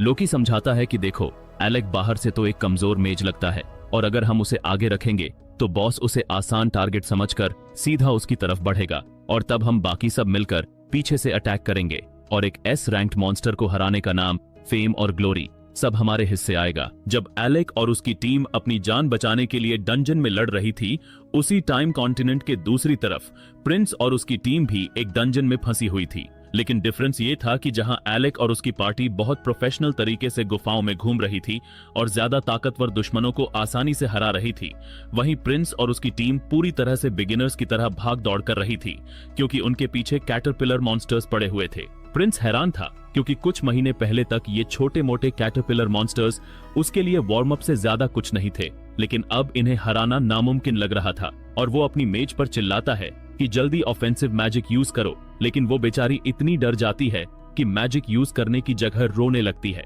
प्रिंस गुस्से में आकर अपनी टीम को बेकार लोगों का ग्रुप कहता है और अकेले ही मॉन्स्टर्स का सामना करने के लिए मुड़ जाता है। वो कसम खाता है कि एक ही वार में इन्हें खत्म कर देगा, लेकिन जैसे ही वो मॉन्स्टर पर वार करता है, उसकी तलवार उस क्रीचर की सख्त चमड़ी से टकराकर वापस उछल जाती है, जिससे प्रिंस पूरी तरह हिल जाता है और अगले ही पल मॉन्स्टर उसे जोरदार थप्पड़ लगाकर उसे जमीन पर गिरा देता है। पर उसकी टीम किसी तरह उसे उठाकर भागने लगती है और भागते भागते प्रिंस के दिमाग में सवाल घूमने लगते हैं कि ये सब इतना मुश्किल क्यों लग रहा है, मेरा शरीर इतना भारी क्यों लग रहा है और तलवार उठाना इतना कठिन क्यों हो गया है। तभी उसे याद आता है कि ये सब तो तब से शुरू हुआ जब उसने एलेक को अपनी पार्टी से निकाल दिया था। एलेक दरअसल एक जबरदस्त कोर्ट मैजिशियन था और उसकी सपोर्ट मैजिक इतनी जबरदस्त थी कि प्रिंस और उसकी टीम को लगता था कि वे खुद ही बहुत स्ट्रांग हैं, लेकिन असल में उनकी ताकत एलेक के जादू से कई गुना बढ़ी हुई थी। लेकिन प्रिंस ये बात कभी मानता नहीं और उसे यकीन है कि एलेक ने गुस्से में उस पर कोई कर्स डाल दिया है।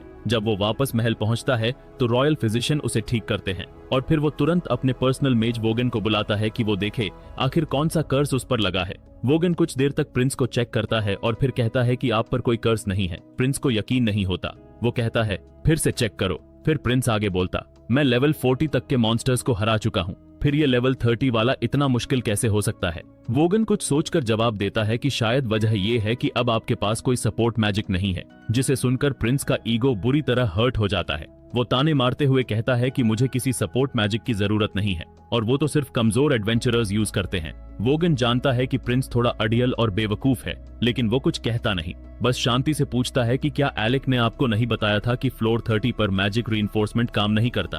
प्रिंस घमंड से कहता है कि वो एलेक तो एक आम आदमी था और उसे क्या पता इन चीजों के बारे में। वोगन को ये बात हजम नहीं होती। वो धीरे से बोलता है कि लेकिन महाराज, एलेक उस लेजेंडरी पार्टी में था जिसने ग्रेजुएशन से पहले फ्लोर 68 तक पहुंचने का रिकॉर्ड बनाया था। जिसे सुनकर प्रिंस जोर से हंस पड़ता है कि एक आम आदमी फ्लोर 68 तक पहुंचा और ये तो बस झूठी कहानियां हैं जो नीच लोग अपने मन को तसल्ली देने के लिए बनाते हैं। वोगन समझ जाता है कि प्रिंस जैसे दिमाग से बहस करना बेकार है लेकिन वो कुछ बोलता उससे पहले ही दरवाजा खुलता है और एक मैसेंजर अंदर आता है और प्रिंस से कहता है कि उन्हें तुरंत रॉयल कोर्ट में हाजिर होना है क्योंकि किंग आपसे एलेक के बारे में बात करना चाहते हैं। जिसे सुनकर प्रिंस और वोगन दोनों दरबार की ओर निकलते हैं और प्रिंस देखता है कि उसके फादर अपने थ्रोन पर बैठे हैं। वो पूछता है कि पिताजी क्या आपने बुलाया? फिर किंग धीरे से पूछता है कि क्या तुम्हें कोर्ट मेज एल्डस याद है? जिसे सुनकर प्रिंस थोड़ा कंफ्यूजन में पड़ जाता है और उसे कुछ याद नहीं क्योंकि उस टाइम वो बहुत छोटा था। तब किंग बताते हैं कि बहुत साल पहले एल्डस नाम का एक नोबल उनके दरबार में कोर्ट मेज बनकर आया था और उसका परिवार बहुत इंप्रेसिव था, इसलिए उसका चुना जाना आसान था। लेकिन एल्डस बाकी मेजर्स दीवार बहुत इंप्रेसिव था, इसलिए उसका चुना जाना आसान था। लेकिन एल्डस बाकी मेजर्स जैसा नहीं था। वो बार बार भेदभाव के खिलाफ बोलता था और किंग से कहता था कि हमें इस राज्य की व्यवस्था बदलनी चाहिए। फिर किंग आगे बताते हैं कि उस टाइम उन्हें ये बात बहुत बुरी लगी और गुस्से में आकर उन्होंने एल्डस को उसके सारे पदों और खिताबों से वंचित कर दिया और राज्य से निकाल दिया।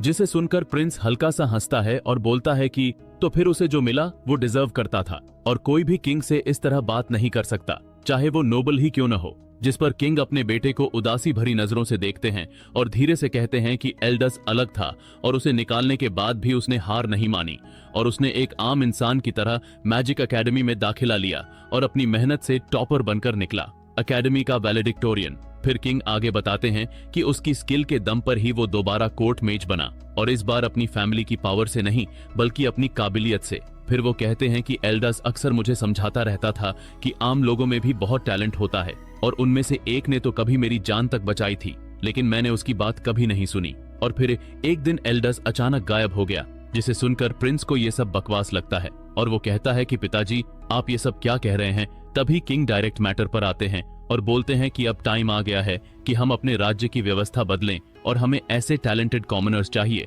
जैसे कि एलेक। जिसे सुनकर प्रिंस के तो होश उड़ जाते हैं और बोलता है कि एलेक वो निकम्मा, वो तो कुछ नहीं कर सकता था। किंग चुपचाप एक फटी हुई पार्चमेंट निकालते हैं जिस पर एलेक ने पूरे 30 फ्लोर का मैप बनाई था, हर मॉन्स्टर की डिटेल और उस फ्लोर को क्लियर करने के अलग अलग तरीके लिखे हुए थे। किंग कहते हैं कि ऐसी डिटेल सिर्फ वही लिख सकता है जिसने उस फ्लोर को कई बार क्लियर किया हो। जिसे सुनकर प्रिंस हैरान रह जाता है।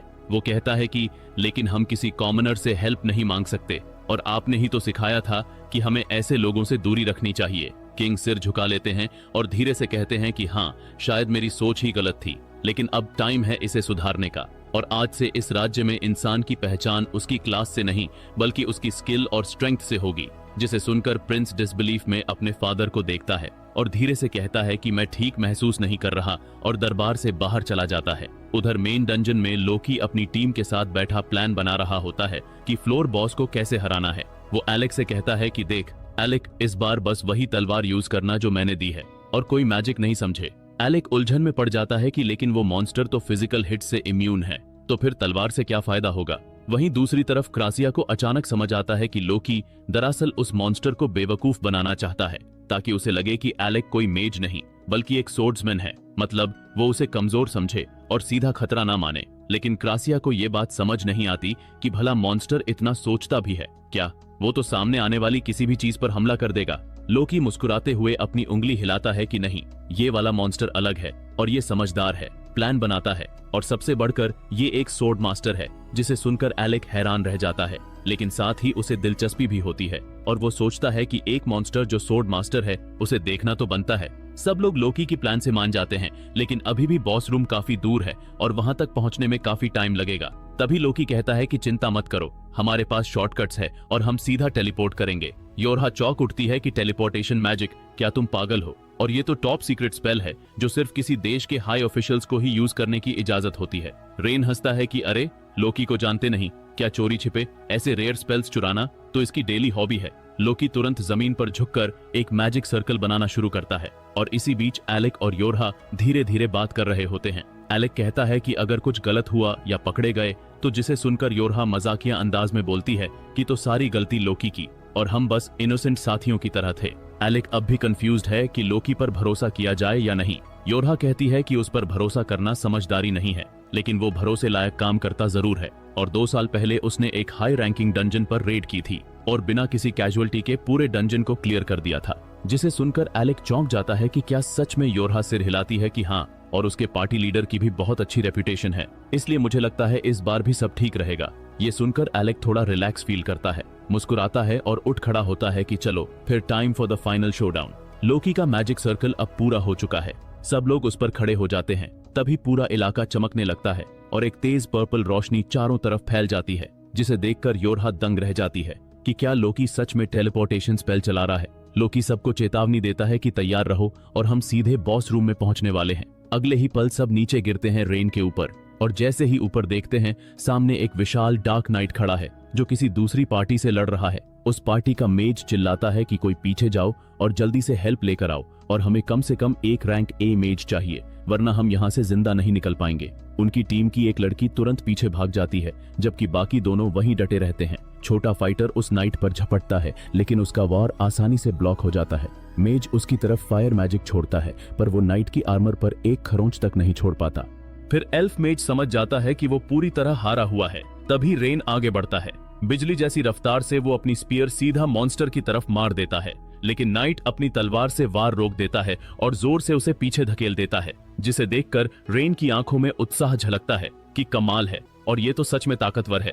इसी बीच एलेक पीछे से स्नीक अटैक करने की कोशिश करता है, लेकिन नाइट हवा में उछलकर उस वार को पूरी तरह डॉज कर देता है। जैसे ही लड़ाई शुरू होती है, बॉस नाइट बिजली की रफ्तार से अपने नए दुश्मनों की तरफ दौड़ता है। एलेक और रेन से उसकी तलवार और भाले की टक्कर पूरे हॉल में गूंजती है। दूसरी तरफ क्रासिया और लोकी बाकी दो एडवेंचरर्स को सुरक्षित जगह पर ले जा रहे होते हैं, भले ही उन पर दो नए एडवेंचरर्स का अचानक हमला हो गया हो।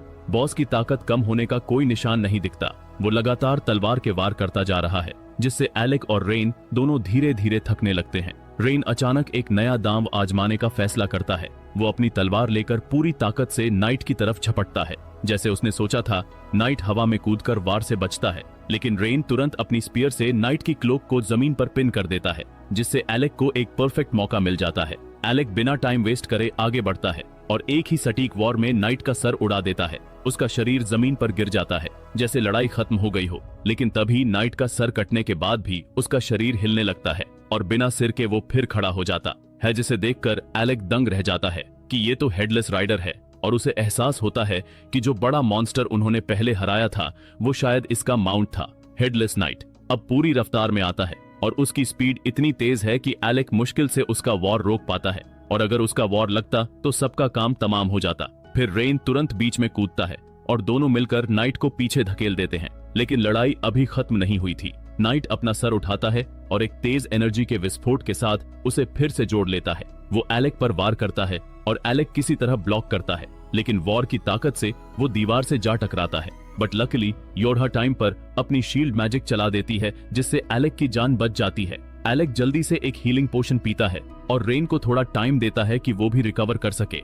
और अब सब मिलकर उस अनडेड मॉन्स्टर से लड़ रहे हैं, जबकि लोकी चुपचाप अपने मास्टर प्लान को अंजाम देने में लगा है। आखिर फाइनली वो टाइम आता है जब लोकी मैदान में कदम रखता है और पूरा अरीना एक पर्पल मैजिकल ऑरा से चमक उठता है। नाइट को अचानक डर महसूस होता है और उसे समझ आता है कि लोकी एक मेज है और वही उसका असली खतरा है। नाइट पागलों की तरह लोकी की तरफ दौड़ता है और उससे पहले कि एलेक कुछ कर पाए, अपनी तलवार से लोकी के सीने को चीर देता है। लोकी का खून से लथपथ शरीर जमीन पर गिरता है, लेकिन तभी सच्चाई सामने आती है, और वो तो सिर्फ एक इल्यूजन था, और नाइट बिल्कुल उसी जगह खड़ा है जहां लोकी चाहता था, और अगले ही पल वो आईसी स्पाइक्स में फंस जाता है। रेन तुरंत हरकत में आता है और वो टेलीपोर्टेशन ट्रैप से गायब होकर नाइट के पीछे प्रकट होता है और अपने भाले से सीधा वार करता है, और उसी टाइम वो छोटी फाइटर लड़की भी आकर हेल्प करती है और सब मिलकर नाइट को फिर से ट्रैप कर देते हैं। लेकिन नाइट गुस्से में बेकाबू हो जाता है और वो दीवारों पर स्पाइडरमैन की तरह चढ़ने लगता है लोकी पर हमला करने के लिए। नाइट जानता है कि लोकी भागने में माहिर है, इसलिए वो इस बार क्रासिया को निशाना बनाता है, लेकिन लोकी ऐसा होने नहीं देता और वो तुरंत बीच में कूदता है और अपनी मैजिक ब्लेड से नाइट का वार रोक देता है। योरहा तुरंत अपनी रीइंफोर्समेंट मैजिक एक्टिवेट करती है और चारों तरफ मैजिकल चेन्स उभर आती हैं और नाइट को वहीं बांध देती हैं। भले ही लोकी असली फाइटर नहीं है, पर फिर भी वो इतनी देर तक नाइट को रोकने में कामयाब होता है कि स्पेल पूरी तरह एक्टिव हो जाए, और जैसे ही नाइट बंध जाता है, लोकी थका हारा ऊपर से गिर जाता है। उसका शरीर लगभग अधमरा आ था। वो एलेक की तरफ देखता है और मुस्कुराते हुए कहता है कि अब तेरी बारी है और अपनी जबरदस्त मैजिक से इसे खत्म कर। एलेक ने जब देखा कि लोकी ने उसके लिए कितनी सोच समझकर प्लानिंग की है ताकि वो मॉन्स्टर को खत्म कर सके, तो उसने सिर हिलाया और खुद को आखिरी वार के लिए तैयार किया। जब एलेक अपनी फाइनल अटैक की तैयारी करने लगा, लोकी ने नोटिस किया कि उसने इस बार और भी ज्यादा स्पेल फॉर्मेशंस बनाई हैं, यहां तक कि ड्रैगन वाले फाइट से भी ज्यादा। इतनी ज्यादा पावर कंट्रोल करना मुश्किल था। एलेक थोड़ा लड़खड़ा गया, लेकिन फिर भी खुद को संभालते हुए स्पेल पूरा करने के लिए खड़ा हो गया। जैसे ही उसका शरीर तेज रोशनी से चमकने लगा और फॉर्मेशंस उसके चारों तरफ घूमने लगीं, आखिरकार उसने अपनी जबरदस्त कॉम्बो स्पेल थंडरबोल्ट रिलीज की, जिससे मॉन्स्टर दर्द से चिल्लाने लगा। लेकिन वो पावरफुल डार्क नाइट अपनी सील तोड़कर भागने की कोशिश करने लगा। एलेक ने आखिरी कोशिश की कि वो स्पेल में और पावर डाल दे, लेकिन उसका शरीर जवाब देने लगा। लोकी समझ गया कि एलेक पहले ही अपनी अल्टीमेट स्पेल 2 बार यूज कर चुका है, इसलिए अब उसका कमजोर पड़ना तो नेचुरल था।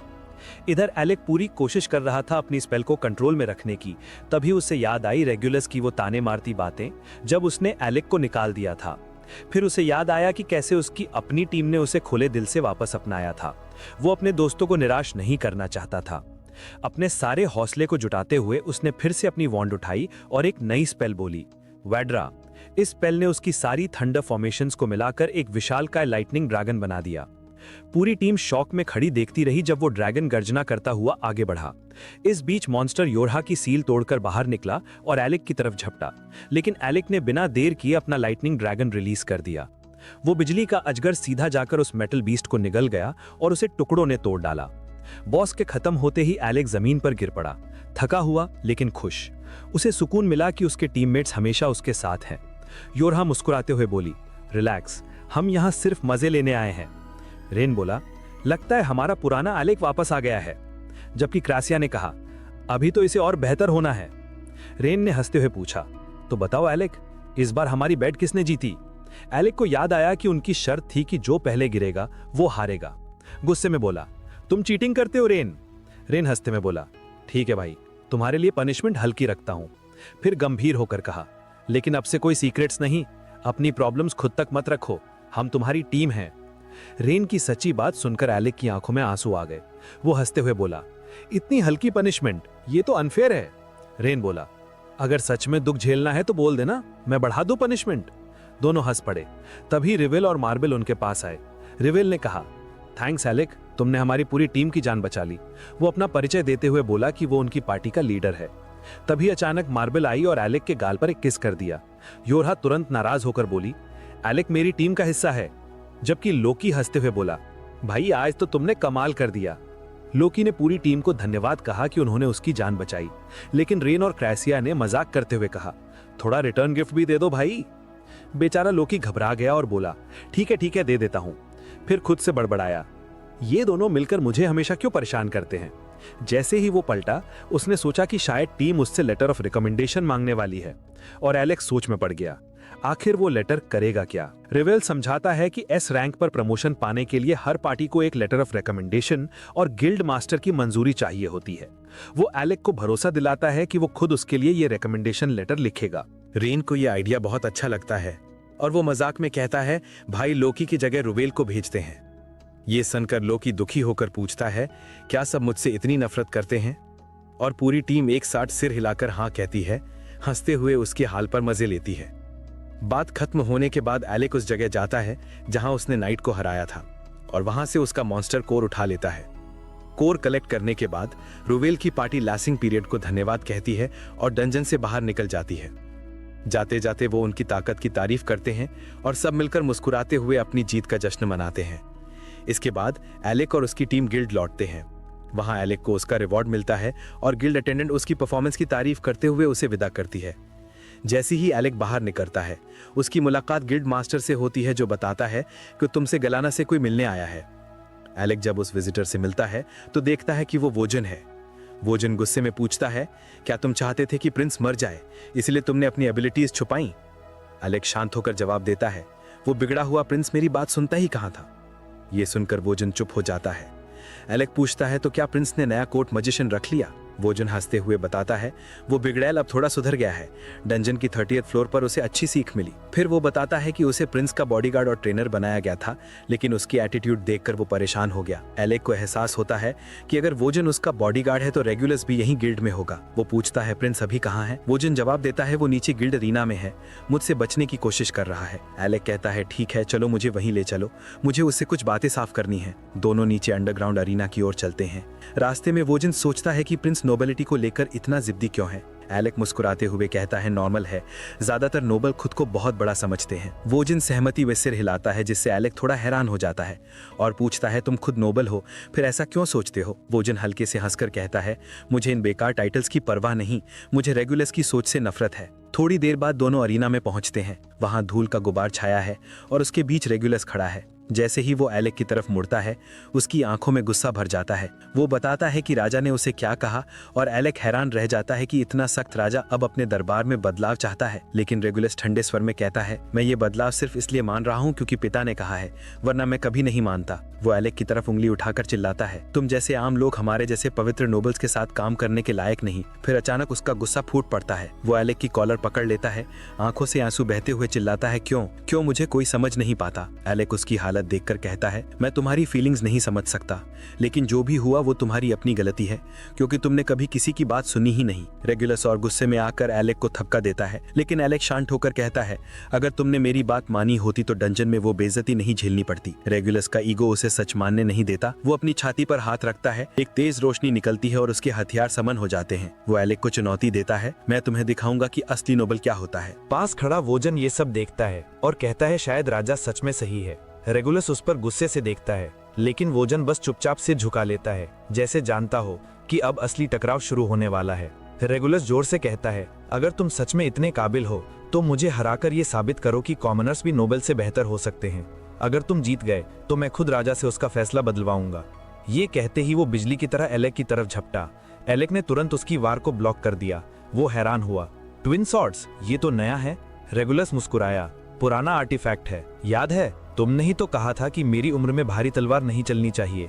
एलेक हल्का सा हंसते हुए बोला हाँ मैंने ही कहा था, ट्विन सॉर्ड्स हमारे शरीर के लिए ज्यादा सही रहेंगी। लेकिन कुछ ही देर में रेगुलस का संतुलन बिगड़ गया और वो जमीन पर गिर पड़ा। एलेक आसानी से उसका वार बच गया। एलेक ने पास खड़े वोजन से पूछा कहीं तुमने ही इसे भड़काया तो नहीं? वोजन ने शांत स्वर में कहा नहीं, बस चाहता था कि ये कॉमनर्स की ताकत अपनी आंखों से देखे, क्योंकि ये मानने से इनकार करता था। रेगुलस जैसे तैसे उठता है तो वोजन उसे ताना मारते हुए कहता है अब दिखा नोबल्स की सुपीरियोरिटी, एक्शन से साबित कर। रेगुलस गुस्से में फिर एलेक पर टूट पड़ता है, पर एलेक हर बार उसका वार रोक देता है। वोजन बताता है मैंने इसे कहा था कि अगर तू कोशिश करेगा तो कम से कम मेरी रिस्पेक्ट तो कमा लेगा, भले जीत ना पाए। रेगुलस अब अपनी एनर्जी इकट्ठा करे खास हमला करता है, लेकिन एलेक ने वो भी डिफ्लेक्ट कर दिया। थका हारा रेगुलस हाफते हुए देखता है कि एलेक अपनी एबिलिटीज को सपोर्ट मैजिक से और भी बढ़ा रहा है। उसे याद आता है कि जब वो एलेक के साथ डंजन में जाता था तो कभी थकता नहीं था, क्योंकि एलेक का सपोर्ट मैजिक उसे हर बार बचा लेता था। एलेक शांति से कहता है मैंने सिर्फ अपना काम किया था। रेगुलस गुस्से से बोलता है जब मैंने तुम्हें निकाल दिया और खुद डंजन गया तो हर बार हार गया। तभी तुम्हारी नोट्स पढ़ी और मानना पड़ा कि वो परफेक्ट थी।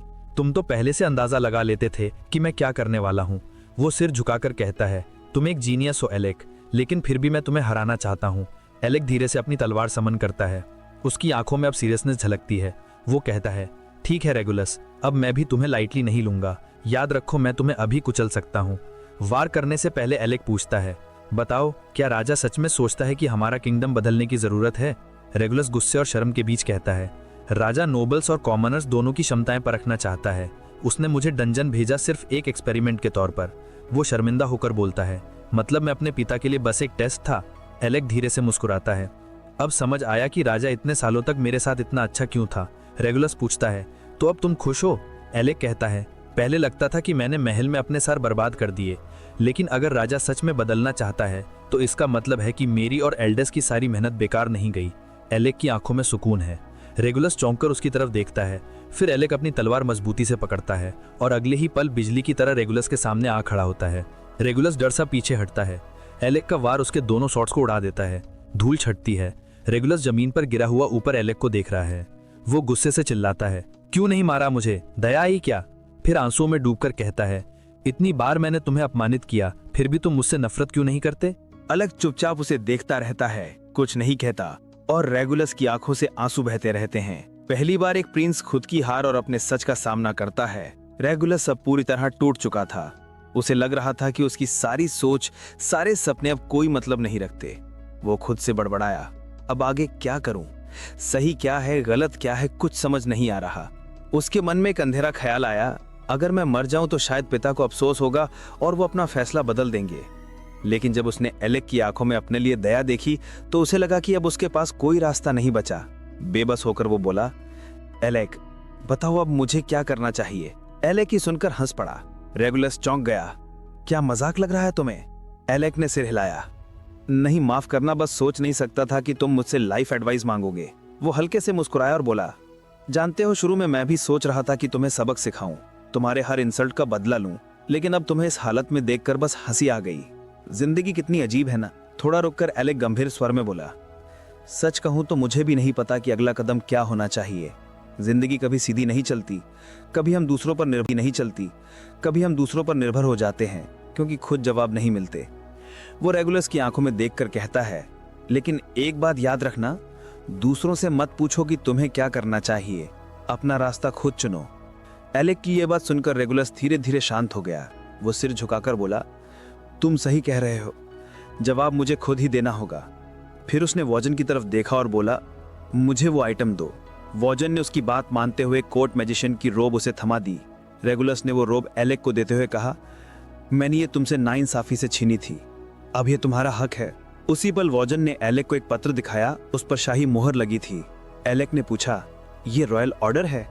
वॉजन बोला, नहीं, ये तो राजा की तरफ से पर्सनल रिक्वेस्ट है। एलेक ने रोब वापस धकेल दी। माफ करना, लेकिन मैं अब अपने दोस्तों को नहीं छोड़ सकता। मैं फिर कभी कोर्ट मैजिशियन नहीं बनूंगा। बस राजा को कहना मैं उन्हें अपनी शुभकामनाएं भेजता हूँ। रेगुलस गुस्से में वो रोब एलेक के ऊपर फेंकता है और मुड़कर कहता है, तुम राजा की दया को ठुकरा रहे हो, तुम सच में लूजर हो। एलेक मुस्कुराते हुए बोला, मैं तो वैसे भी बेकार कॉमनर हूं, तो ज्यादा कुछ खो नहीं रहा। रेगुलस एक पल रुका, फिर बोला, मुझे तुमसे नफरत है एलेक। एलेक हल्के से मुस्कुराया, अच्छा है, मैं भी तुमसे। रेगुलस ने पहली बार हंसते हुए कहा, कम से कम इस बात पर तो सहमति है।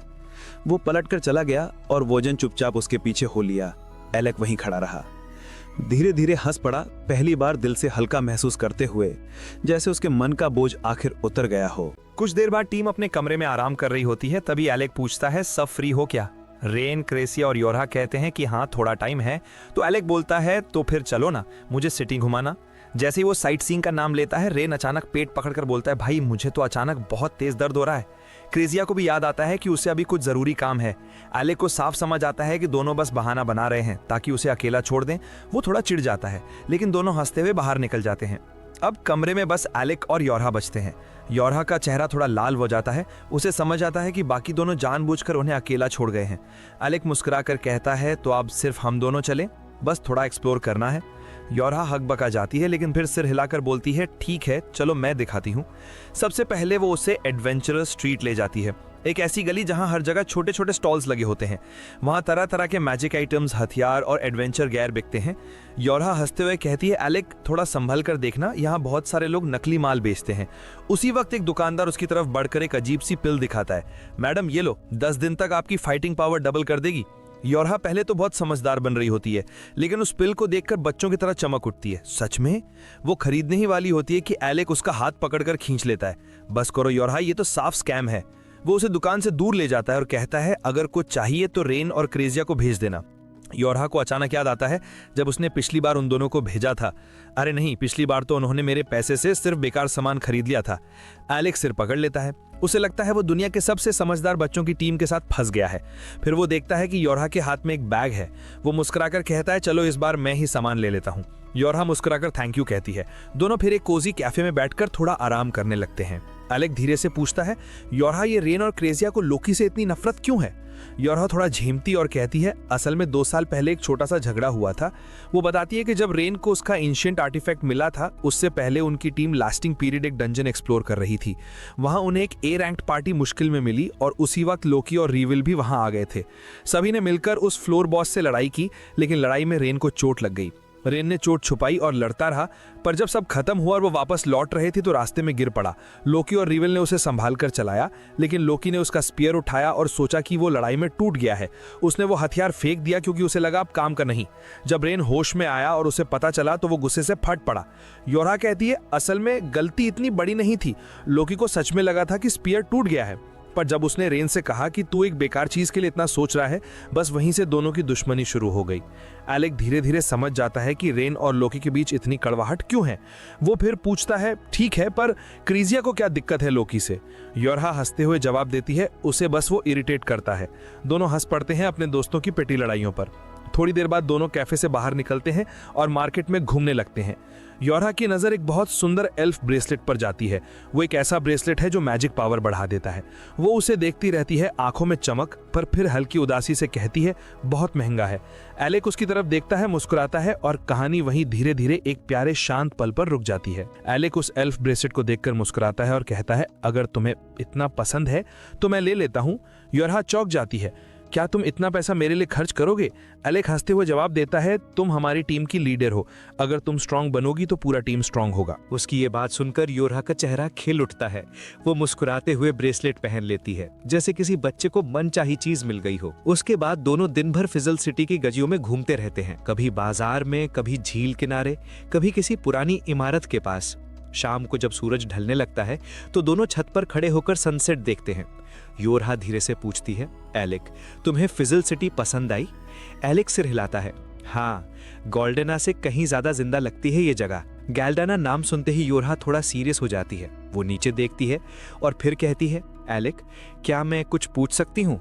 एलेक थोड़ा उलझ जाता है, क्या हुआ? योरहा धीरे से बोलती है, जब से मैंने तुम्हें अपनी टीम में वापस बुलाया है मुझे गिल्ट महसूस हो रहा है। कहीं मैंने तुम्हारा कोर्ट मैजिशियन वाला काम छीन तो नहीं लिया? वो उसकी तरफ देखती है, क्या तुम सच में हमारे साथ खुश हो या बस मजबूरी में हो? एलेक कुछ पल चुप रहता है, फिर मुस्कुरा कर कहता है, सच कहूं तो गोल्डेना में मेरा कुछ अधूरा काम है, लेकिन अब मेरा गोल बदल गया है। अब मैं चाहता हूं कि हमारी टीम दुनिया की सबसे ताकतवर बने। योरहा की आंखें नम हो जाती हैं। वो हल्की हंसी के साथ कहती है, फिर सुन लो एलेक, अब मैं तुम्हें कभी छोड़ने नहीं दूंगी। एलेक मुस्कुराता है, हाँ, और अगर मैंने मना किया तो? योरहा शरारती लहजे में कहती है, तो रेन को भेज दूंगी तुम्हारे पीछे। दोनों हंस पड़ते हैं, माहौल हल्का हो जाता है। कुछ देर बाद एलेक अचानक सीरियस चेहरा बनाकर कहता है, अब तुम्हारी बारी है योरहा, मुझे तुम्हारे सच्चे फीलिंग सुनने हैं। योरहा की आंखें फैल जाती हैं, क्या? वो झट से सोचती है कि एलेक उसे कन्फेस करने वाला है और उसका चेहरा लाल पड़ जाता है, लेकिन एलेक आराम से कहता है, असल में रेन ने बोला था कि मुझे अपनी वरीज टीम के साथ शेयर करनी चाहिए, तो इसलिए। योरहा रुक जाती है, मतलब तुमने बस रेन की बात मानी?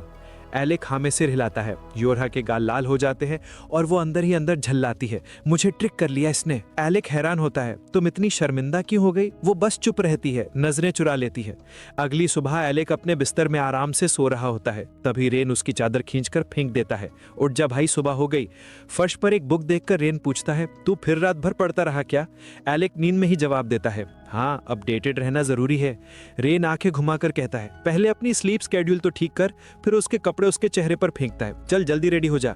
थोड़ी देर बाद दोनों बाहर निकलते हैं और तलवारों से स्पार करने लगते हैं। एलेक और रेन की भिड़ंत देखने योरहा आती है, सिर हिलाती है, तुम लोग कभी आराम नहीं कर सकते क्या? पर दोनों उसकी बात अनसुनी कर देते हैं और पूरी ताकत से लड़ते रहते हैं। एलेक कहता है, मैंने 4 साल की प्रैक्टिस मिस की है, अब गैप भरना पड़ेगा। अचानक रेन एक तेज वार करता है, एलेक की तलवार छिटक जाती है, लेकिन एलेक पलटवार करता है और तभी उसकी तलवार टूट जाती है। रेन हंसकर कहता है, एक्सपीरियंस कम है तेरे पास, पर रिफ्लेक्सेस तो गजब के हैं। एलेक भी मुस्कुराता है, और तूने मेरे सारे मूव्स रोक लिए, ये भी कम नहीं। फिर एलेक बोलता है, मैं आज तो तुझे हराने वाला था। रेन ठहाका लगाता है, मुझसे जीतना इम्पॉसिबल। वो अपनी स्पीयर निकालता है और कहता है, चल अब असली फाइट करते हैं अपने आर्टिफैक्ट स्वॉर्ड से। योरहा चिल्लाती है, बस करो तुम दोनों, एक दिन प्रैक्टिस में ही मरोगे।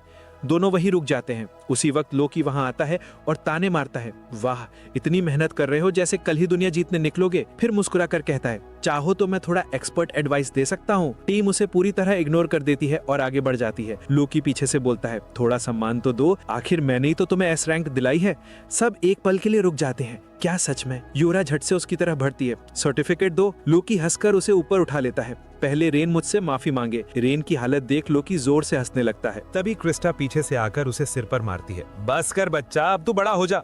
बाकी सब हंस पड़ते हैं और कहानी फिर उसी हल्के मजेदार पल में घुल जाती है। क्रिस्टा मुस्कुराते हुए आगे बढ़ती है और लेटर खुद यूरहा को देती है। रिविल गर्व से कहता है, कॉन्ग्रेचुलेशंस, लास्टिंग पीरियड, अब तुम ऑफिशियली एस रैंक पार्टी बन गए हो। यूरहा की आंखों में चमक आ जाती है, वो लेटर को पकड़ते ही खुशी से उछल पड़ती है। फाइनली मेरा सपना एक कदम और आगे बढ़ गया। उसकी ये जेन्युइन खुशी देखकर एलेक और बाकी सब मुस्कुराने लगते हैं। तभी क्रिस्टा एलेक की तरफ देखकर कहती है, अब जब तुम लोग एस रैंक में हो तो तुम्हारे लिए आर्काना डंजन ऑफिशियली ओपन है। एलेक थोड़ा हैरान होता है, आर्काना डंजन, उसमें ऐसा क्या खास है? रिविल गंभीर आवाज में कहता है, वो जगह लेवल 64 वाले डंजन से भी ज्यादा डेंजरस है। एलेक के चेहरे पर हल्की चिंता और क्यूरियोसिटी दोनों झलकती हैं।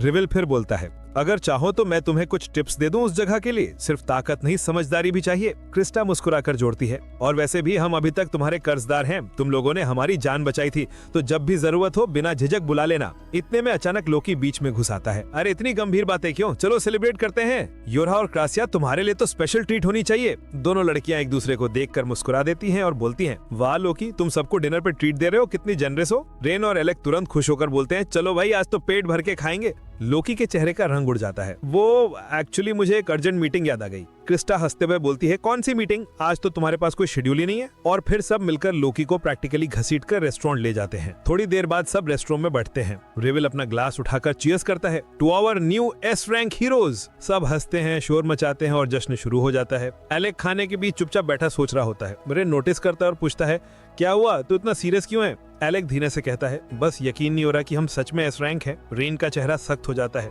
मत बोल ऐसा, क्या तुझे लगता है हम डिजर्व नहीं करते?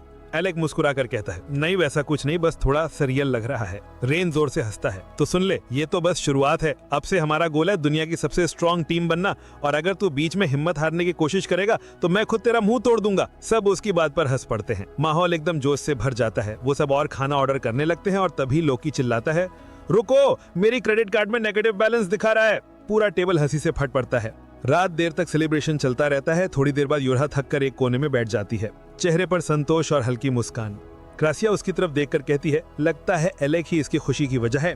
उसी वक्त गिल्ड रिसेप्शनिस्ट अंदर आती है और कहती है, क्रासिया एक पेशेंट है, अर्जेंट हेल्प चाहिए। क्रासिया तुरंत उठती है और उसके साथ अंदर जाती है। वो पेशेंट का इलाज शुरू करती है और रिसेप्शनिस्ट आभार जताते हुए कहती है, थैंक यू, तुम्हारे बिना शायद ये बच नहीं पाता। क्रासिया चारों तरफ देखती है, कमरे में और भी कई घायल एडवेंचरर्स पड़े हैं। वो हैरान, सारे लोग, सबको क्या हुआ? रिसेप्शनिस्ट गंभीर आवाज में कहती है, हाल ही में एक क्रिमिनल ग्रुप जिसका नाम शैडो गिल्ड है, वो एडवेंचरर्स पर हमला कर रहा है। उसी वक्त दरवाजा खुलता है। लेवी अंदर आता है, अपने साथ और भी जख्मी एडवेंचरर्स लाता है। वो कहता है, क्रासिया, ये लड़की ओलिविया है, नेमलेस से, हम उसे बेरली लेकर आए हैं, अभी तुम्हारे भरोसे है। लेवी ये कहकर बाहर चला जाता है। क्रेसिया तुरंत ओलिविया के जख्म चेक करने लगती है। वो देखती है कि लड़की के शरीर पर गहरे निशान हैं, जैसे किसी मीली स्वॉर्ड्समैन ने हमला किया हो। वो सोचती है, बेचारी, इसे अब आराम की जरूरत है। लेकिन तभी ओलिविया की आंखें खुल जाती हैं। वो घबराई हुई आवाज में पूछती है, मैं कहाँ हूँ?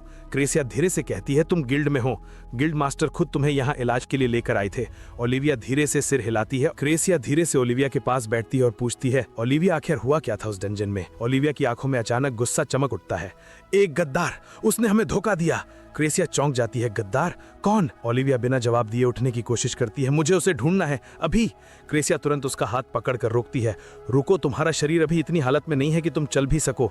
ओलिविया हाफती हुई कहती है, मैं ठीक हो जाऊंगी, थोड़ा हीलिंग कर दो, मैं फिर से लड़ सकती हूँ। क्रेसिया सख्त आवाज में बोलती है, बस करो ओलिविया, अगर तुमने खुद को और ज्यादा जोर लगाया तो तुम्हारा शरीर साथ नहीं देगा और फिर कभी तलवार नहीं उठा पाओगी। ओलिविया की आंखों में आंसू आ जाते हैं। वो गुस्से और बेबसी में बोलती है, तुम नहीं समझोगी क्रेसिया, तुम नहीं समझ सकती कि बिट्रेल का दर्द कैसा होता है। इतना कहकर वो फिर से बेड पर गिर जाती है। थकावट और चोट के चलते बेहोश हो जाती है। क्रेसिया गहरी सांस लेती है, फिर धीरे धीरे एक गीले कपड़े से ओलिविया के जख्म साफ करने लगती है। हर निशान देखकर उसका दिल भर आता है, कई पुराने घाव, जैसे ओलिविया ने ना जाने कितनी बार मौत से लड़ाई की हो। वो खुद से सोचती है, ओलिविया, तुम तो किंगडम की सबसे बेहतरीन स्वॉर्ड फाइटर हो, फिर ऐसा कौन हो सकता है जिसने तुम्हें इस हालत में पहुंचा दिया? थोड़ी देर बाद क्रेसिया अपने दोनों हाथ उठाकर एक हल्का हीलिंग स्पेल बोलती है। धीरे धीरे ओलिविया के घाव भरने लगते हैं, उसकी सांसें सामान्य होने लगती हैं। क्रेसिया थकी हुई सी कुर्सी पर बैठती है और कब ओलिविया के पास ही सिर रखकर सो जाती है उसे खुद पता नहीं चलता। रात धीरे धीरे बीत जाती है। कमरे में बस मोमबत्ती की हल्की लौ झिलमिलाती रहती है। उधर एलेक अपने कमरे में बैठा है। सामने एक मोटी सी किताब खुली है, आर्केना डंजन सीक्रेट्स एंड सर्वाइवल। वो पन्ने पलटते हुए अपने अगले मिशन की जानकारी पढ़ रहा होता है। तभी सामने बैठा एक छोटा लड़का उसे टोक देता है। एक्सक्यूज मी, तुम एलेक हो ना? एलेक किताब से सिर उठाकर देखता है। हाँ, लेकिन तुम मुझे जानते कैसे हो? लड़का मुस्कुराता है, पहले थोड़ी आइसक्रीम खाते हैं फिर बताता हूँ। थोड़ी देर बाद दोनों एक आइसक्रीम पार्लर में बैठते हैं। एलेक उसे देखता है। वो छोटा लड़का इतनी तेजी से आइसक्रीम खा रहा होता है जैसे महीनों से भूखा हो। एलेक हंसकर कहता है, अब बताओ नाम क्या है तुम्हारा? लड़का खुशी से जवाब देता है, मैं हूं लियोर्ग स्रैंक, पार्टी नेमलेस से। एलेक हल्का सा चौंकता है, नेमलेस? वही टीम जिससे ओलिविया आती है? लियोर्ग सिर हिलाता है, हाँ वही। वो आगे झुककर कहता है, असल में मैं तुमसे बात करना चाहता था एलेक, मुझे जानना था कि तुम कितने स्ट्रांग हो गए हो। एलेक मुस्कुराकर पूछता है, तो तुम्हें क्या लगता है? लियोर्ग आंख मारते हुए बोलता है, तुम परफेक्ट रिप्लेसमेंट हो। एलेक थोड़ा कंफ्यूज हो जाता है, रिप्लेसमेंट किसका? लियोर्ग बस हंस देता है और कहता है, आओ अगली बार हमारे साथ चलो लैब्रिंथ डंजन में, फिर सब समझ जाओगे। एलेक उसे देखता है, आधा क्यूरियस आधा सस्पिशियस, लेकिन उसके अंदर एक अजीब सा एक्साइटमेंट उठने लगता है, एक नए एडवेंचर का पहला संकेत। अगले दिन क्रासिया ओलिविया के कमरे में उसकी चोटें ठीक करने आती है, लेकिन अंदर जाते ही देखती है कि ओलिविया तो बिस्तर पर बैठकर पागलों की तरह तलवार घुमा रही है। वो लिवी से पूछती है कि उसने उसे रोका क्यों नहीं। लिवी बोलता है कि ये मसल हेडेड उसकी थोड़ी भी नहीं सुनने वाली थी। उसे ये भी फ्रस्ट्रेशन हो रहा है कि ओलिविया अब तक शैडो गिल्ड के बारे में कुछ बता ही नहीं रही।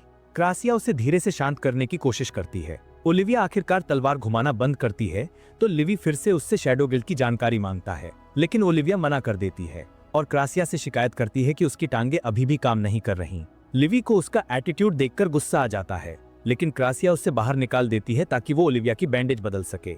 जैसे ही लिवी बाहर जाता है, क्रासिया अपनी हीलिंग मैजिक का इस्तेमाल करती है और ओलिविया की टांगों पर नई पट्टियां बांधते हुए कहती है कि थोड़े आराम के बाद वो फिर से चल पाएगी।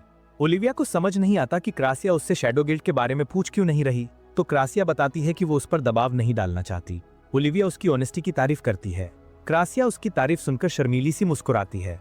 तभी ओलिविया अचानक उससे माफी मांगती है कि उसने उसे पहले थोड़े रफ तरीके से ट्रीट किया। अचानक क्रासिया अपना हाथ ओलिविया के माथे पर रखती है और हल्का सा किस दे देती है, जिससे ओलिविया एकदम शर्म से लाल हो जाती है। क्रासिया बताती है कि वो बस स्ट्रेस कम करने के लिए अलग तरह की हीलिंग ट्राई कर रही थी।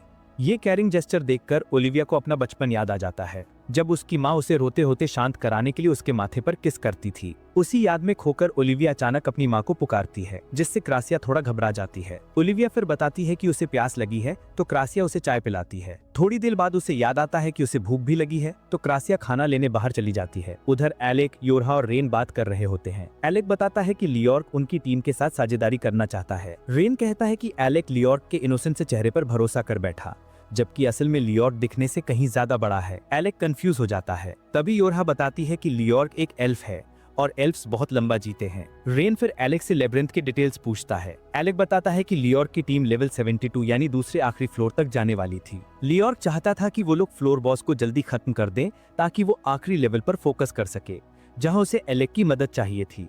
इनाम में उसने एलेक की पार्टी को डंजन कोड देने की बात भी कही थी। लियोर्क ने बताया था कि उसकी टीम शैडो गिल्ड से बदला लेने में बिजी है, इसलिए उसे उनकी जरूरत है। ये सब समझाने के बाद लियोर्ग ने एलेक को 72nd फ्लोर का कोर एडवांस में दे दिया और चला गया। रेन को इतना बड़ा फायदा एकदम फ्री मिलने पर शक होता है। उसे लगता है लियोर्ग उन्हें किसी जाल में फंसाना चाहता है। योरहा को नहीं लगता कि इतनी मशहूर पार्टी का लीडर उन्हें धोखा देगा, लेकिन रेन फैसला करता है कि वो ये बात ओलिविया से कंफर्म करेगा, क्योंकि वो भी उसी पार्टी की मेंबर है। योरहा याद दिलाती है कि ओलिविया अभी इंजर्ड है, लेकिन रेन को भरोसा है कि क्रासिया की हीलिंग से वो अब तक ठीक हो गई होगी। जैसे ही वे गिल्ड की तरफ चलते हैं, रेन सोचता है कि एक एस रैंक्ड फाइटर जैसे ओलिविया को शैडो गिल्ड जैसे कमजोर ग्रुप ने आखिर चोट पहुंचाई कैसे। अचानक मीशा, जो गिल्ड की रिसेप्शनिस्ट है, बाहर दौड़ते हुए आती है। योरहा उससे पूछती है कि क्या हुआ। मीशा घबराकर बताती है कि क्रासिया के साथ कुछ बहुत बुरा हुआ है। सब अंदर भागते हैं और देखते हैं कि क्रासिया दीवार पकड़कर बहुत मुश्किल से चल रही है। एलेक को देखते ही वो उसके बाजू में गिर जाती है और कहती है कि किसी ने उसे ड्रग्ट कर दिया। योरहा और रेन भी दौड़कर आते हैं तो क्रासिया बताती है कि वो ठीक है, लेकिन ओलिविया अपने कमरे से भाग गई है। क्रेसिया को शक है कि ओलिविया लेब्रिंथ में चली गई होगी, लेकिन रेन को उसकी बिल्कुल परवाह नहीं। ये सुनकर क्रेसिया गुस्से में कहती है कि ओलिविया अब भी चोटों से उभरी नहीं है और शैडो गिल्ड अभी भी डंजन के अंदर मौजूद है। रेन फिर भी कैजुअली बोलता है कि एक एस रैंक वॉरियर को शैडो गिल्ड जैसे कमजोर लोग कुछ नहीं कर सकते, इसलिए क्रेसिया को रिलैक्स करना चाहिए। लेकिन क्रेसिया को ओलिविया की वो बात याद आती है जिसमें उसने एक ट्रेटर की चेतावनी दी थी। अब उसे लग रहा है कि गिल्ड शायद किसी बहुत डेंजरस शख्स को छुपा रहा है जो ओलिविया को नुकसान पहुंचा सकता है। ये सोचकर उसे गिल्ट होता है कि ओलिविया इसलिए खतरे में है क्योंकि उसने उसकी टांगे हील कर दी। क्रेसिया अकेले ही उसे ढूंढने निकलने के लिए गिल्ड से बाहर आती है, लेकिन बाहर एलेक और योरहा उसका इंतजार कर रहे होते हैं। दोनों कहते हैं कि अपनी दोस्त को उसके हाल पर छोड़ देना उनकी वैल्यूज में नहीं है, वो उसकी मदद जरूर करेंगे। क्रेसिया एक पल को हैरान रह जाती है। तभी रेन भी चुपचाप बाहर आता है और कहता है कि वो भी ओलिविया को ढूंढने में मदद कर देगा, बस साइड से ही सही। क्रेसिया उसे छेड़ते हुए कहती है कि अभी तो उसे ओलिविया की बिल्कुल परवाह नहीं थी। ये सुनकर रेन गुस्से में बोलता है कि बस चुप रहो। सब मिलकर लेब्रिंथ की तरफ निकल पड़ते हैं। वहां पहुंचकर योरहा एलेक को बताती है कि लेब्रिंथ में टेलीपोर्टेशन ट्रैप्स भरे हुए हैं। तभी अचानक मार्बल वहां प्रकट हो जाती है और एलेक को वार्न करती है कि अगर वो सावधान नहीं रहा तो कहीं भी टेलीपोर्ट होकर खो सकता है। वो मजे में एलेक का हाथ पकड़ लेती है, जिससे योरहा एकदम इरिटेटेड हो जाती है। मार्बल हंसकर कहती है कि वो सिर्फ मजाक कर रही थी। फिर मार्बल बताती है कि वो भी ओलिविया को बचाने आई थी, लेकिन ओलिविया तो पहले ही अंदर जा चुकी थी। साथ ही ये भी बताती है कि लियोर्ग ने उसे भी उनकी टीम के साथ लेब्रिंथ एक्सप्लोर करने के लिए कहा है। रेन को समझ आता है कि मार्बल बेसिकली ओलिविया की रिप्लेसमेंट बनकर आई है। मार्बल प्राउडली बताती है कि वो भी एक एस रैंक सोर्ड्समैन है। फिर वो एलेक पर फिर से फ्लर्ट करने लगती है, जिससे योरहा उसे दूर धकेल देती है। योरहा कहती है कि उनकी टीम किसी बाहर वाले की मदद नहीं चाहती, क्योंकि वो लोग अपने बीच ऑलरेडी स्ट्रॉन्ग सिनर्जी रखते हैं। योरहा ये भी बताती है कि नेमलेस एक ऐसा ग्रुप है जो बस नाम के लिए पार्टी कहलाता है, लेकिन उसके मेंबर्स में आपस में कोई बॉन्डिंग नहीं होती। एलेक थोड़ा कंफ्यूज्ड होता है तो रेन समझाता है कि नेमलेस के लोग सिर्फ डंजन एक्सप्लोर करने के लिए मिलते हैं, बाकी समय एक दूसरे से दूर ही रहते हैं। मार्बल भी एग्री करती है और कहती है कि ओलिविया बिल्कुल उसी कोल्ड टाइप इंसान जैसी लगती है, लेकिन वो बताती है कि असलियत में ओलिविया काफी काइंड है। उसे वो दिन याद है जब वो ट्रेनिंग कर रही थी, तब मार्बल ने ओलिविया से पूछा था कि क्या वो दोस्त बनना चाहती है, लेकिन ओलिविया ने कहा था कि उसे सिर्फ डंजन एक्सप्लोर करना पसंद है। लेकिन जब मार्बल ने उसे अगली सुबह डंजन एक्सप्लोर के लिए इनवाइट किया तो ओलिविया वास्तव में नेक्स्ट डे उसके साथ एडवेंचर पर आ गई थी। ये सुनकर एलेक और योरहा दोनों ओलिविया के लिए थोड़ा इमोशनल महसूस करते हैं। मार्बल फिर पूछती है कि क्या वो उनके साथ जा सकती है, लेकिन योरहा उसे मना कर देती है और कहती है कि वो बस गिल्ड मास्टर को जाकर बता दे कि वे लोग लेब्रिंथ के अंदर जा रहे हैं। मार्बल मान जाती है, लेकिन जाते जाते कहती है कि ओलिविया अभी बहुत दर्द में है और उन्हें जल्दी करना चाहिए। जैसे ही मार्बल उनसे ओलिविया को बचाने की गुजारिश करके पीछे मुड़ती है, वो डंजन से बाहर निकल जाती है। उसी वक्त रेन एलेक को एक सीक्रेट वेपन देता है और चेतावनी देता है, इसे तोड़ना मत, समझे। डंजन के अंदर पहुंचते ही क्रेसिया एक टेलीपोर्टेशन सर्कल बनाना शुरू करती है, जिससे रेन बेचैन हो जाता है। योरहा उसे डांटते हुए कहती है कि क्रेसिया को काम पूरा करने दे, वरना अगर वे कहीं भी डंजन में खो गए तो ये सर्कल ही उन्हें वापस एंट्रेंस पर लाएगा। तभी रेन उसे चिढ़ाने लगता है, याद दिलाते हुए कि थोड़ी देर पहले गिल्ड में कैसे वो रो रही थी। गुस्से में क्रेसिया उससे एक जोरदार किक मारती है, जिससे रेन कई मीटर दूर जाकर गिरता है। जैसे ही वो जमीन पर गिरता है, उसके नीचे एक टेलीपोर्ट ट्रैप एक्टिव हो जाता है। एलेक उसे पकड़ने की कोशिश करता है, लेकिन वो भी एक और टेलीपोर्ट ट्रैप पर कदम रख देता है और दोनों लड़के एक झटके में दूसरे फ्लोर पर टेलीपोर्ट हो जाते हैं। एलेक की आंखें खुलती हैं तो वो खुद को चारों तरफ घिरे हुए मॉन्स्टर्स के बीच पाता है। तुरंत रिएक्शन देते हुए वो थंडरबोल्ट से एक एक करके मॉन्स्टर्स को खत्म करने लगता है, लेकिन और मॉन्स्टर्स आते ही जाते हैं। अचानक क्रेसिया वहां प्रकट होती है और एक मॉन्स्टर को काट गिराती है। वो कहती है कि रेन द्वारा दिया गया उनका सीक्रेट वेपन बहुत काम आ रहा है। क्रेसिया बताती है कि ये रिंग अपने पहनने वालों को एक दूसरे से ज्यादा दूर होने नहीं देती। एलेक को राहत मिलती है कि वो क्रेसिया से अलग नहीं हो सकता, लेकिन उसे योरहा की चिंता होने लगती है। क्रेसिया उसे छेड़ती है, इतनी फिक्र योरहा की क्यों? क्या मेरे साथ डंजन एक्सप्लोर नहीं करना चाहते? एलेक झेप जाता है। फिर क्रेसिया हंसकर कहती है कि योरहा रेन के साथ है, वो दोनों संभाल लेंगे। दोनों डंजन में और गहराई में उतरते हैं। क्रेसिया शिकायत करती है कि एलेक उसे टेलीपोर्ट करके सबसे बदबूदार रूम में ले आया। रास्ते में एक और मॉन्स्टर हॉर्ड मिलता है, लेकिन क्रेसिया और एलेक मिलकर उन्हें खत्म कर देते हैं। एलेक उसकी तारीफ करता है कि वो आर्चर होकर भी तलवार इतनी अच्छी चलाती है। क्रेसिया हल्का मुस्कुराते हुए कहती है कि वो बस रेन को ये बोलने का मौका नहीं देना चाहती थी कि वो बर्डन है। मॉन्स्टर्स खत्म करने के बाद फिर आगे बढ़ते हुए क्रेसिया एलेक की स्किल्स की तारीफ करती है। वो बताती है कि एलेक सपोर्ट मैजिक के बिना इतनी अच्छी तरह लड़ ही नहीं सकता। एलेक हंस देता है, अरे मेरा सीक्रेट पकड़ा गया। क्रेसिया कहती है कि जब तक वो योरहा जितना स्ट्रॉन्ग नहीं बन जाता, सपोर्ट मैजिक छुपाना मुश्किल है। एलेक कहता है कि वो योरहा के लेवल तक पहुंच ही नहीं सकता। अचानक एलेक रुक जाता है। क्रेसिया पूछती है कि क्या हुआ। एलेक एक खून से भीगी हुई बैंडेज उठाकर कहता है कि ओलिविया यहीं कहीं पास है। दूसरी ओर योरहा और रेन एक मैसिव मॉन्स्टर आर्मी से भागते हुए नजर आते हैं। योरहा गुस्से में पूछती है कि रेन ने रैंडम डोर खोलना अच्छा आइडिया क्यों समझा। रेन कंधे उचकाकर कहता है, मुझे मिस्ट्रीज पसंद है। मॉन्स्टर से लड़ने में एडवांटेज पाने के लिए योरहा एक बड़ा अर्थ प्लेटफॉर्म बनाती है, जिससे वे दोनों ऊंचाई पर पहुंच जाते हैं। रेन इस मौके का फायदा उठाकर सबसे बड़े मॉन्स्टर की तरफ सीधा हमला बोल देता है। योरहा नोट करती है कि वो स्टैमिना बहुत तेजी से खर्च कर रहा है, तो वो उस पर सपोर्ट मैजिक डालती है, जिससे उसकी ताकत बढ़ जाती है। रेन सीधे जाइंट आर्मी को चीरते हुए लीडर का सिर उड़ा देता है। बॉस के मरते ही पूरा मॉन्स्टर हॉर्ड डर कर भाग जाता है। योरहा उसकी तारीफ करती है, लेकिन रेन कहता है ये कहानी एलेक को सुनाना, उसे कॉन्फिडेंस की जरूरत है मार्बल से मिलने के बाद तो और भी। तभी दोनों आगे बढ़ते हैं और देखते हैं एक भयंकर मॉन्स्टर एक ही स्ट्राइक में 2 हिस्सों में कटा पड़ा है। योरहा समझ जाती है कि ये तो असल में फ्लोर बॉस की लाश है और सोचती है कि इसे इतनी आसानी से कौन मार सकता है। रेन मुस्कुराकर कहता है कि ये काम तो पक्के तौर पर ब्लेड मास्टर मेलिया का ही होगा। उधर डंजन के दूसरे हिस्से में शैडो गिल्ड का आदमी ग्लोरिया मेलिया की ताकत की तारीफ करता है, लेकिन उसे लगता है कि ओलिविया को हराना फ्लोर बॉस को काटने से भी बड़ा काम था। मेले बताता है कि वो ओलिविया को बहुत अच्छी तरह से जानता है, इसलिए उसकी हर मूव को पहले से प्रेडिक्ट कर सकता था। ग्लोरिया समझ जाता है कि ओलिविया उसे देखकर इतना शॉक में क्यों थी, फिर पूछता है कि जब वो ओलिविया को इतना जानता है तो उसने उसे धोखा क्यों दिया। मेले कहता है कि उसके अपने रीजंस हैं, उसकी दिलचस्पी शैडो गिल्ड के हायर अप्स जैसी ही है, लेकिन उसका एक पर्सनल गोल भी है। ग्लोरिया को क्यूरियोसिटी होती है तो मेले बताता है कि वो इतनी ताकतवर बनकर बोर हो चुका है। शैडो गिल्ड में शामिल होकर वो ऐसी सिचुएशंस ढूंढना चाहता है जो उसे और स्ट्रॉन्गर बना दे। ग्लोरिया को लगता है कि मेले ताकत पर कुछ ज्यादा ही फोकस कर रहा है, लेकिन वो इस अजीब ख्वाहिश को नजरअंदाज कर देता है। तभी उसके सबऑर्डिनेट्स बताते हैं कि एक और पार्टी डंजन एक्सप्लोर कर रही है। वो सोचता है कि क्या ये लोग नेमलेस की मेंबर है, पर सबऑर्डिनेट कंफर्म नहीं कर पाता। मेले उम्मीद करता है कि जिस शख्स की वो तलाश कर रहा है वो उन्हीं में से कोई हो। ग्लोरिया को ये मिस्टीरियस पर्सन में इंटरेस्ट है, लेकिन वो बस आदेश देता है कि उस पार्टी को जल्दी से खत्म कर दिया जाए। उसका सबऑर्डिनेट एक्साइटमेंट में एक अजीब सी गोली खा लेता है और निकल पड़ता है। उधर क्रेसिया और एलेक को आखिर ओलिविया मिल जाती है। वो एक कोने में बैठी होती है। वो दोनों को देखकर हैरान होती है और क्रेसिया से फिर से हीलिंग मांगती है। इस बार क्रेसिया साफ मना कर देती है, उसे पता है ओलिविया हील होते ही फिर भाग जाएगी। ओलिविया फिर एलेक से हील करने को कहती है, लेकिन एलेक बताता है कि वो हीलिंग मैजिक नहीं कर सकता। वो ओलिविया को समझाता है कि क्रेसिया उसकी भलाई ही चाहती है, तभी तो अपनी जान जोखिम में डालकर उसे बचाने डंजन तक आ गई। ओलिविया चाहती नहीं कि क्रेसिया उसकी वजह से चोट खाए, इसलिए वो उठकर जाने लगती है। जाते जाते वो क्रेसिया से माफी मांगती है, उसे ड्रग देने के लिए और उसका एहसान न चुका पाने के लिए। अचानक क्रेसिया पलटकर कहती है, सारे सोर्समैन एक जैसे ही होते हैं। फिर वो एलेक से कहती है कि ओलिविया को रोक लो और दृढ़ होकर बोलती है कि वो तब तक नहीं जाएगी जब तक ओलिविया साफ साफ नहीं बताती कि वो बार बार डंजन में लौटकर क्यों आती है। ओलिविया बताती है कि वो यहाँ अपनी एक पर्सनल दुश्मनी खत्म करने आई है, जिसका शैडो गिल्ड से कोई लेना देना नहीं। एलेक उसे याद दिलाता है कि मार्बल भी उसकी चिंता कर रही है, लेकिन ओलिविया हिलती भी नहीं। वो बताती है कि वो डंजन इसलिए आती है ताकि अपने मास्टर को ढूंढ सके, वही मास्टर जिसने उसकी मदर को मार डाला था। ये सुनकर एलेक और क्रेसिया दोनों अवाक रह जाते हैं। ओलिविया धीरे धीरे टेलीपोर्टेशन सर्कल की तरफ बढ़ती है और उन्हें चेतावनी देती है कि उसके रास्ते में मत आना। क्रेसिया तुरंत उसके पीछे दौड़ती है और एक झटके में तीनों